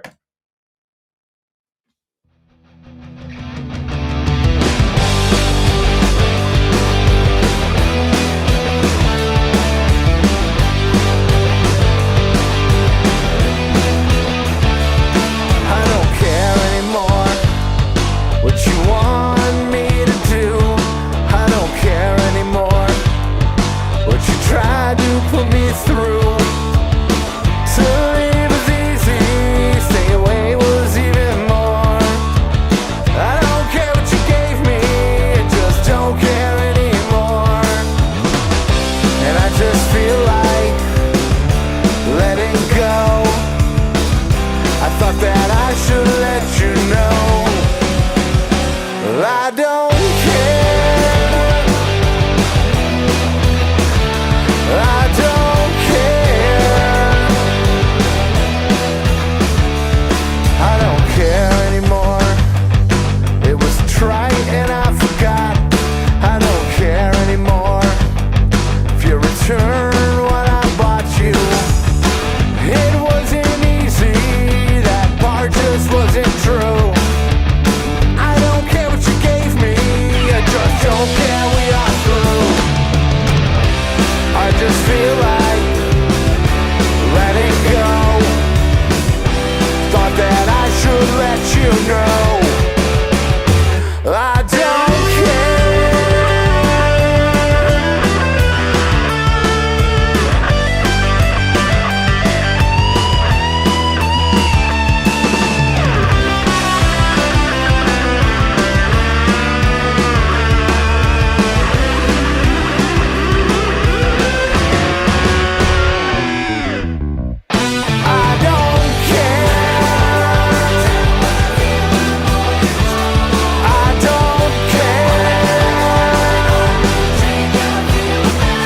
I don't care. I don't care. I don't care. I just feel like letting go. I thought that I should let you know I don't care. Overall, really good. Really good. I'll work backwards. The background vocals in the last chorus are way too quiet. They should be up there, fighting with the lead, in a way. And the downbeat of the last chorus, you've got this great break and then the lick going into the last chorus. That all feels super exciting. And then the downbeat of the chorus is like, oh, okay. It's got to build to that downbeat. And maybe you got to do a ride on the drums, pull them up 3 dB just for the downbeat, whatever it is. But make that happen because the rest of the song, the dynamics between the sections is really good. You get to the chorus and it lifts. So make sure that impact of the downbeat of the last chorus is there. Okay, going back into the solo, the first lick of the solo is low and it feels too just not boxy, but just too thick.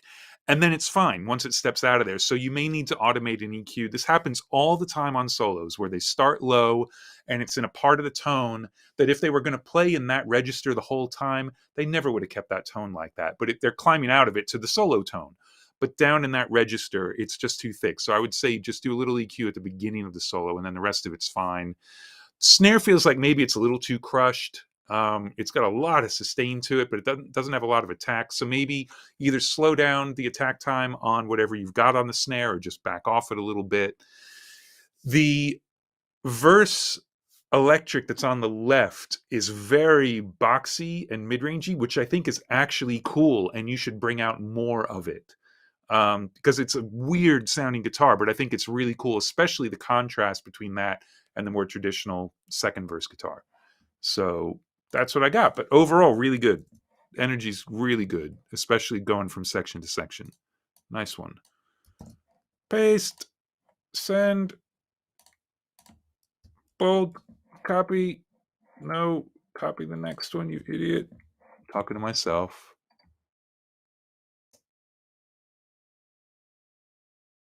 Okay. If I could make you care without mastering plugins, I would imagine you're getting a lot of level out of your mastering plugins, considering the level that we got right here.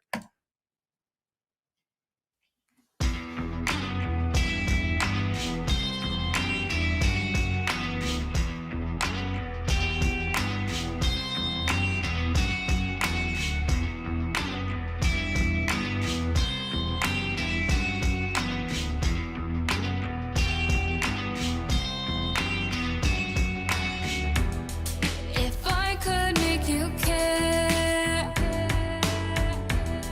if I could take you anywhere, I would. If I could make you care, even for a little while, but I'm no good. Why can't I make you care?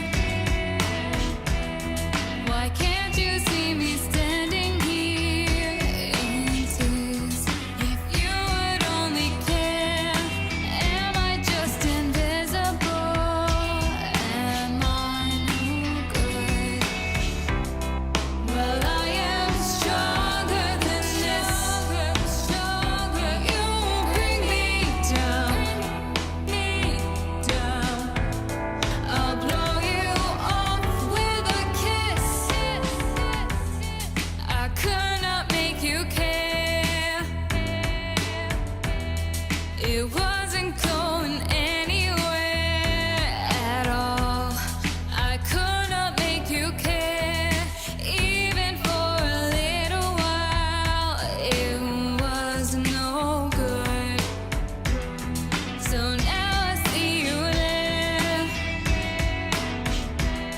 You're telling me now you care about me, but I no longer care. You were just invisible. You are no good. Well, I am stronger than this.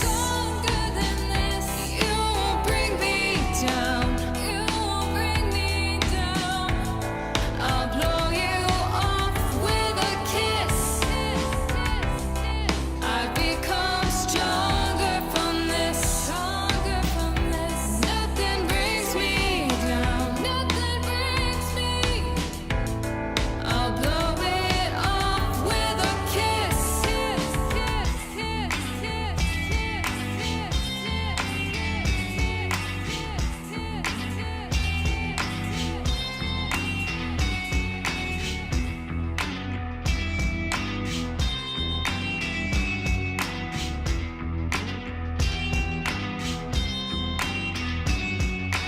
All right, interesting. So I'm going to say on this version, what I'm hearing, the kick and snare just don't really hold up to the rest of the mix. They sound very kind of mid-rangey and not flabby. That's not the right word. I don't really know how to describe it. Like the kick needs to have more low end, and the snare needs a little bit of thump and a little bit of top, and they feel very mid-rangey.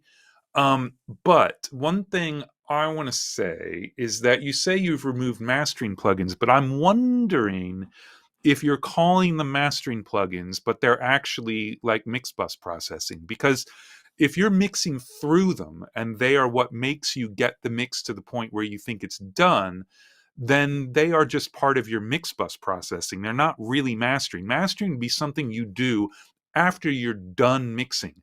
I've got a lot of processing on my mix bus, mostly EQ at the moment, but there could be all sorts of shit on there.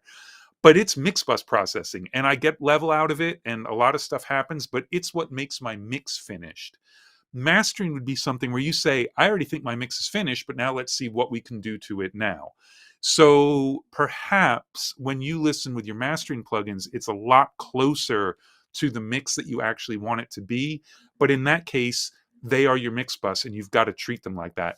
The only other thing I would say is the timing of a lot of the vocal answers seems very weird. I don't think they're all being done in a delay. I think some of them are sung or they're flown or whatever it is, but the timings on those are weird. They should really be in time. You also might want to filter the responses a little bit, which would then lead to, on the word kiss, which has the repeated delays, letting that have a filter on the feedback so that it's getting darker and darker and darker as it goes away. So it goes away because of the filter, not because of level. I think that might be more effective on that. But yeah, I would say that you got to figure out how much of that mastering stuff that was on there is actually mix bus stuff, and then figure out a way to make that work as part of your mix process.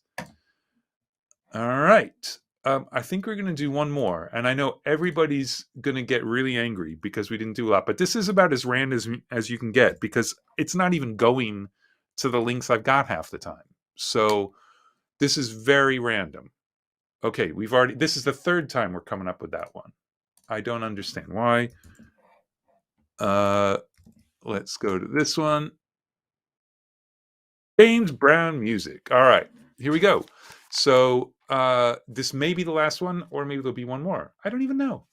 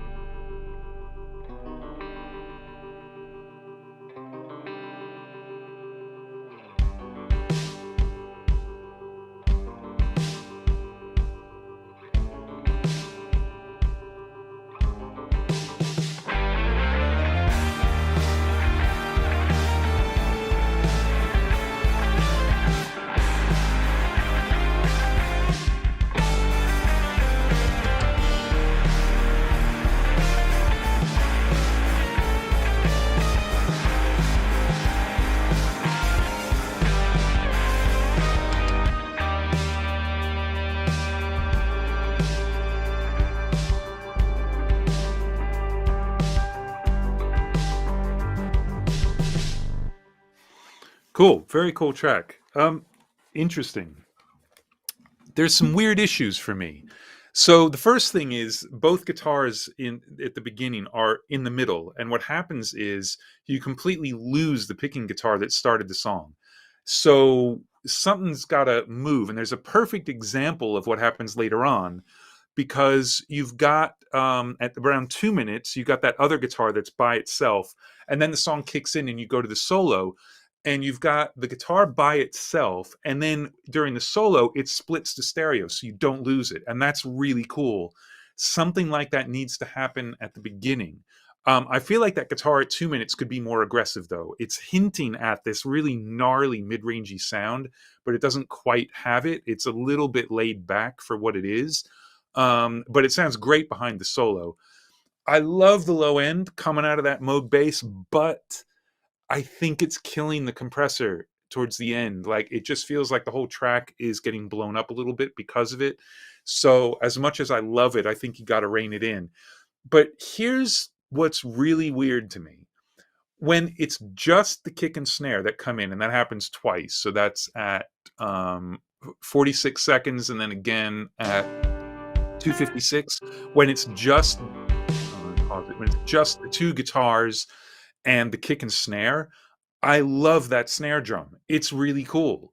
As soon as the band kicks in, I'm so sick of that snare drum that it is really distracting.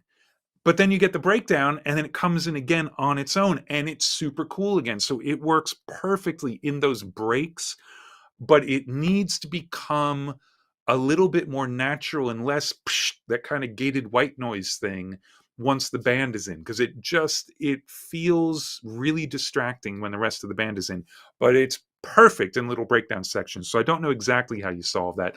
Also, there's one snare hit towards the beginning once it comes in, which is like, it's late and it's out of time to the point of being slightly distracting.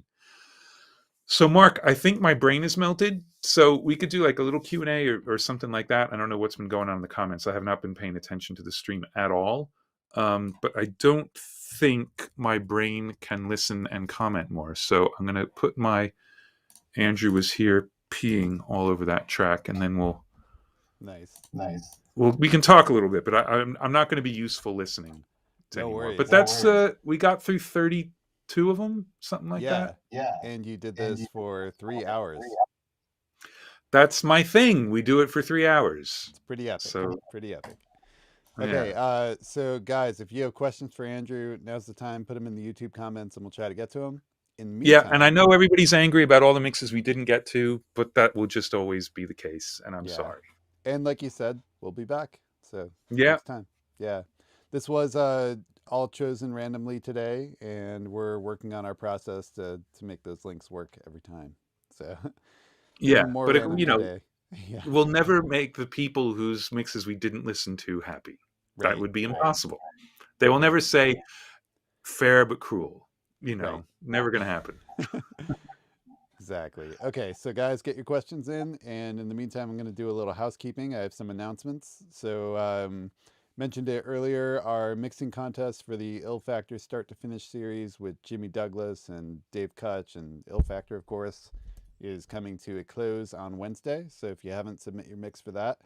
And on Friday, we're going to be back on live stream with Fab DuPont. He's going to be doing a mix fix, which we asked you guys to send in your multi-tracks for stuff that maybe you thought was poorly recorded or was done in home studios, whatever it was.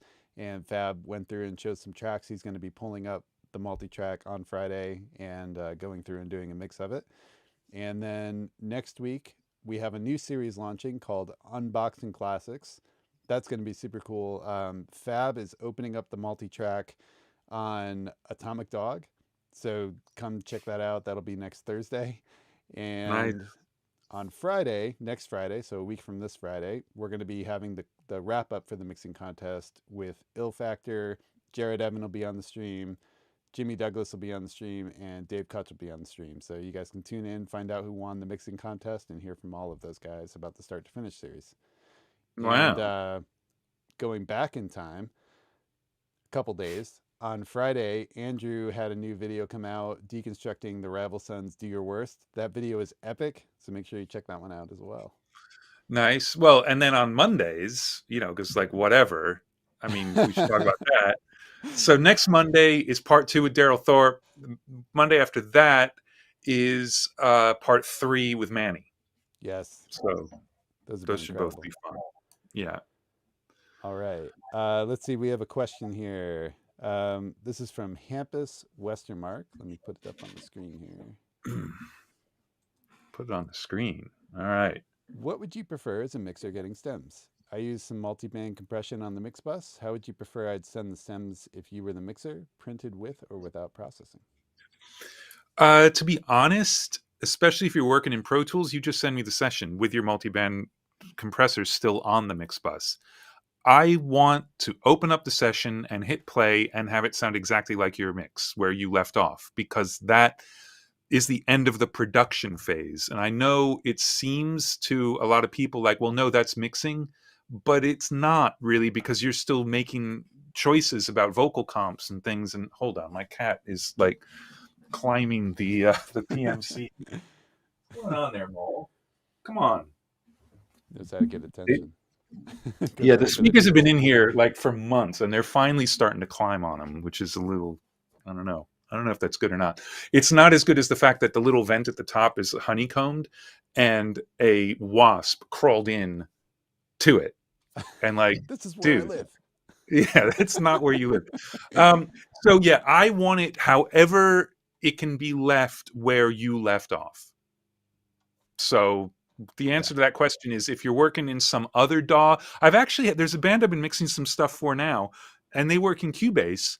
But when I have like this little short 1-page thing that just says, preferably, I'd like a Pro Tools session that sounds like where you left off. And they're like, okay, cool. And they exported all their audio from Cubase and then rebuilt their mix in Pro Tools. Oh man. And they don't even really use Pro Tools, but it means that the sessions are super clean because it's like this very complicated mix, but built all at once, as opposed to like being built up over months and months of production and stuff like that. And it's been awesome because they understand what's going on in their own mix, and they're just copying settings across. And yeah, and so it's time consuming, but look, you've got that multiband on there and it's doing something you like. So to lose that is ridiculous, because you're just going to want me to recreate it. Yeah, right. Okay. Next question. And this one is from Santiago. He asks, what do you think of the practice of high passing every single channel in a mix, even if around 30 or 20 hertz? I think that's doing something because you think you're supposed to. And I don't think you should ever do anything because you think you're supposed to. If you're hearing problems in the low end, or, you realize like there's wind noise or something in a recording of an acoustic guitar and you should high pass it, then by all means high pass it, but high pass it because it needs high passing. There's no point in high passing something at 30 that has no information at 30. You're just introducing processing and phase delay and all kinds of stuff by putting a filter in, but you're not actually doing anything. And there's a very good example of this in the Rival Sons video, actually, because if you had gone through and listened just individually on certain tracks, you would have high passed the room mics because there was a ton of bass bleed into the room mics. It's why the song sounds cool. Mm. And if I'd high passed it, I would have fucked myself up. I never would have gotten the beef that's in that mix. And it's all because I did not high pass stuff. Yeah. And you actually, you talk about that quite a bit in that video, about not just going through and with the laundry list of like, let me go through and clean all my tracks. And yeah, you need a list of like, how do you fix problems, but make sure you hear a problem before you go fixing it. Right. Great insights. Okay, next question from Bob Holbrook. Andrew, what is your favorite headphone amp? I don't know that I have a favorite headphone amp. I've used the Apollo Twin for years, but at the moment I've got my Dangerous Source, and it's I'm going AES into it, and it sounds great. So I like that. I know that the Little Labs Monitor, I think it's called, sounds great, but I don't own one of those. I don't know. My Sonys are not fantastic headphones, so they don't really benefit from like the best amp in the world. It just needs to have power. but they are pretty loud anyway. But this Dangerous Source sounds fantastic, and the D to A sounds really, really good. So I'd recommend that one certainly. And it's a great like control room monitor controller for stereo.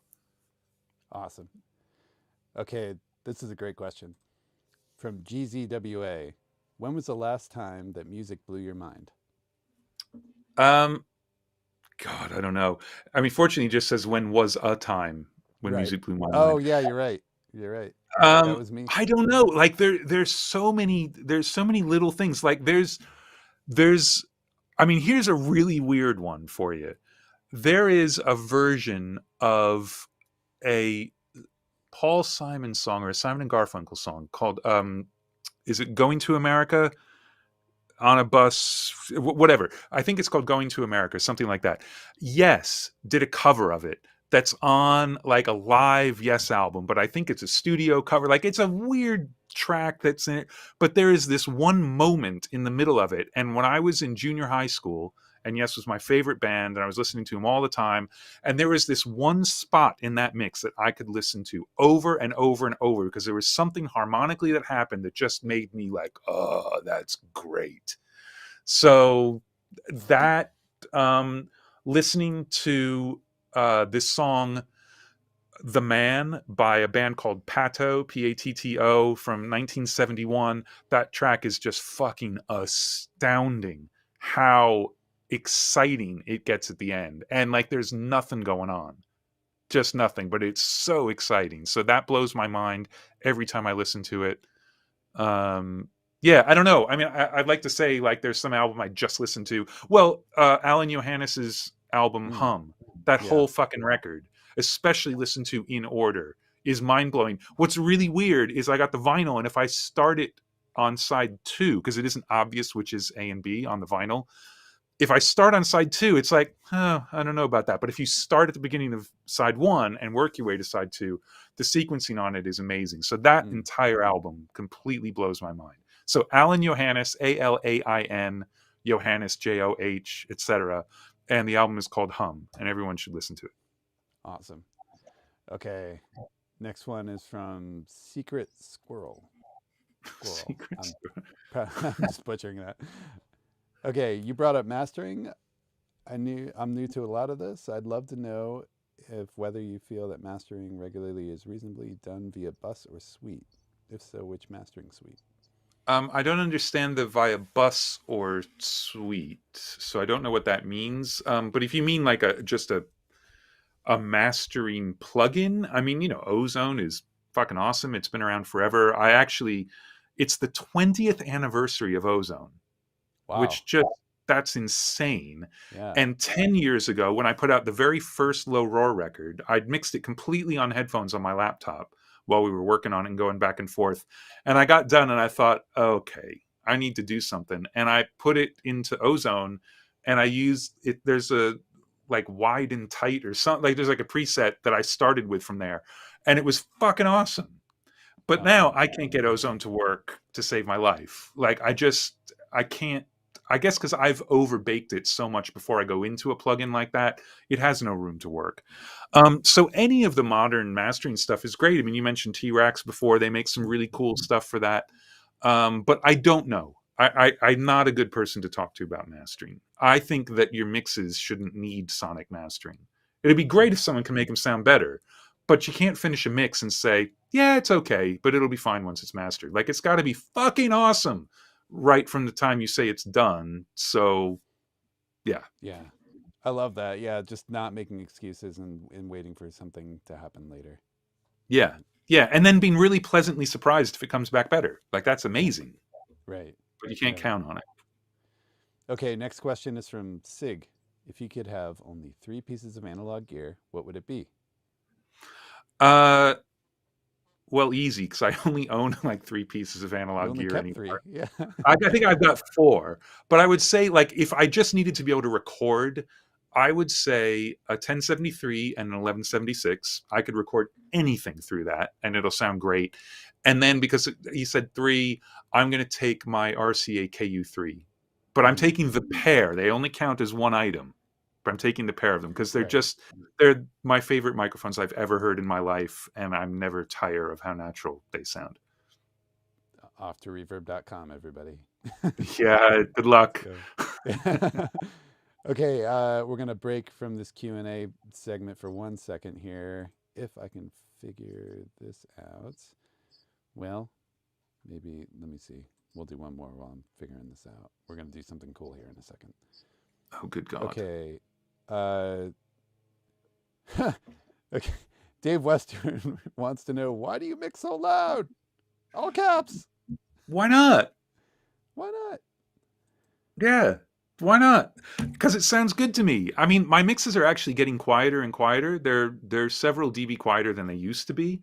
Mhm. And I'm actually in the midst of doing Atmos mixes of some mixes I did a while ago, and it's actually like, wow, that's a little blown up and whatever. But at the time, that's what was working.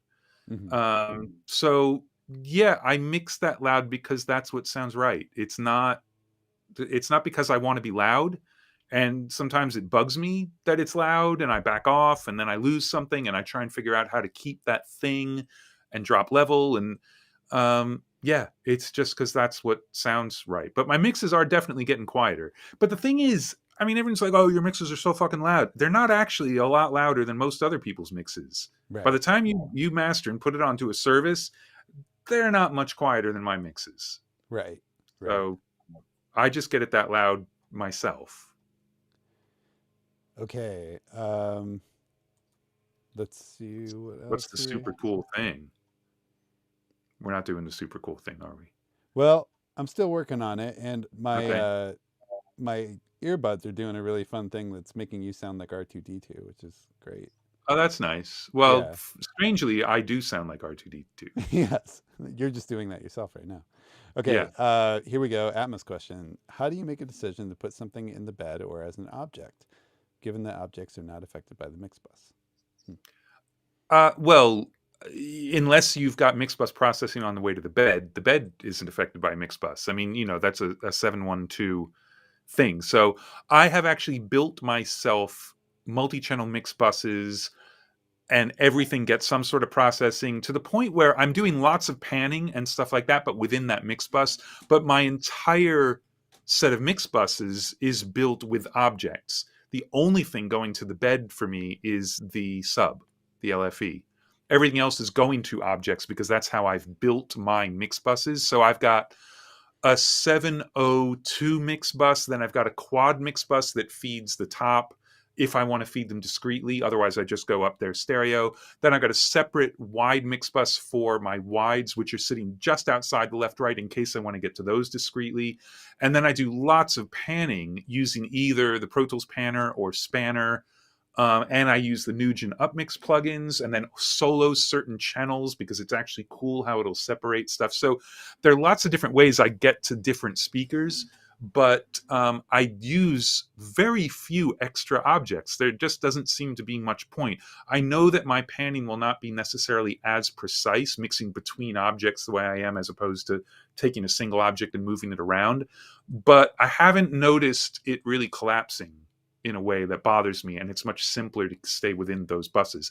But so people know, I don't have the date confirmed yet, but I'm hoping by the end of the month, one of the Monday shows is going to be an Atmos panel with people other than myself who actually know more about it than me and have been mixing in it for a lot longer than me. So I've got lots of stuff I think about it, but I am learning all the time. Like, it's an epiphany a day, easy.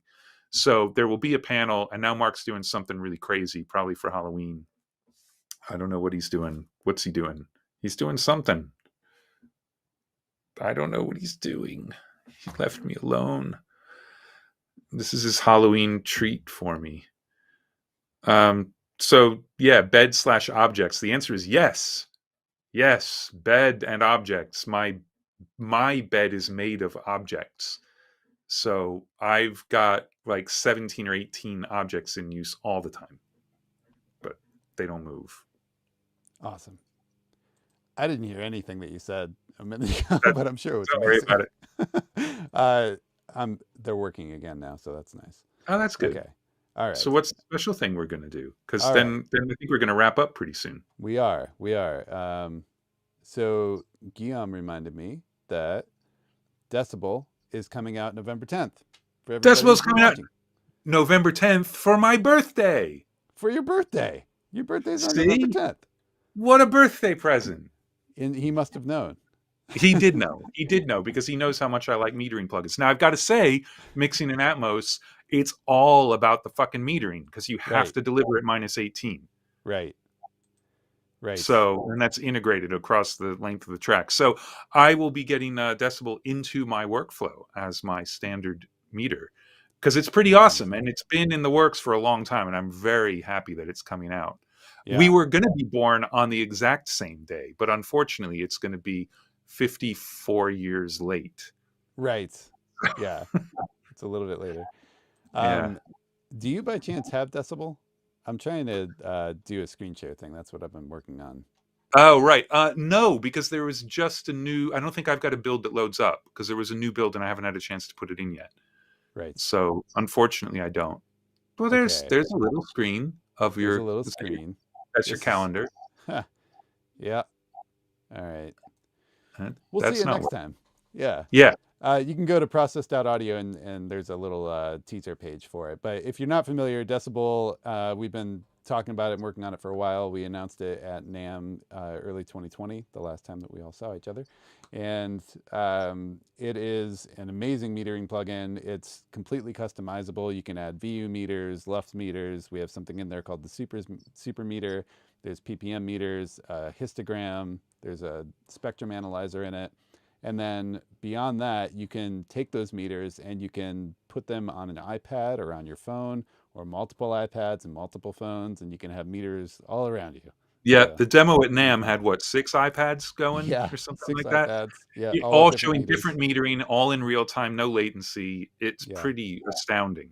Yeah. It's really, really good. And Guillaume will be very happy to know that I do actually have to use meters now. Yes, absolutely. Get the -18 for Atmos. Yeah. Well, with that, make sure you guys go check that out, process.audio, and you'll see a ton of stuff from us on it very, very soon. So thank you, everybody, for watching. Andrew, thank you so much. 3 hours Thank of you. listening to mixes. Amazing. Thank you. And hopefully some of that stuff was helpful. And we'll see you next week with Daryl. Yeah. All right. See you next Monday, guys.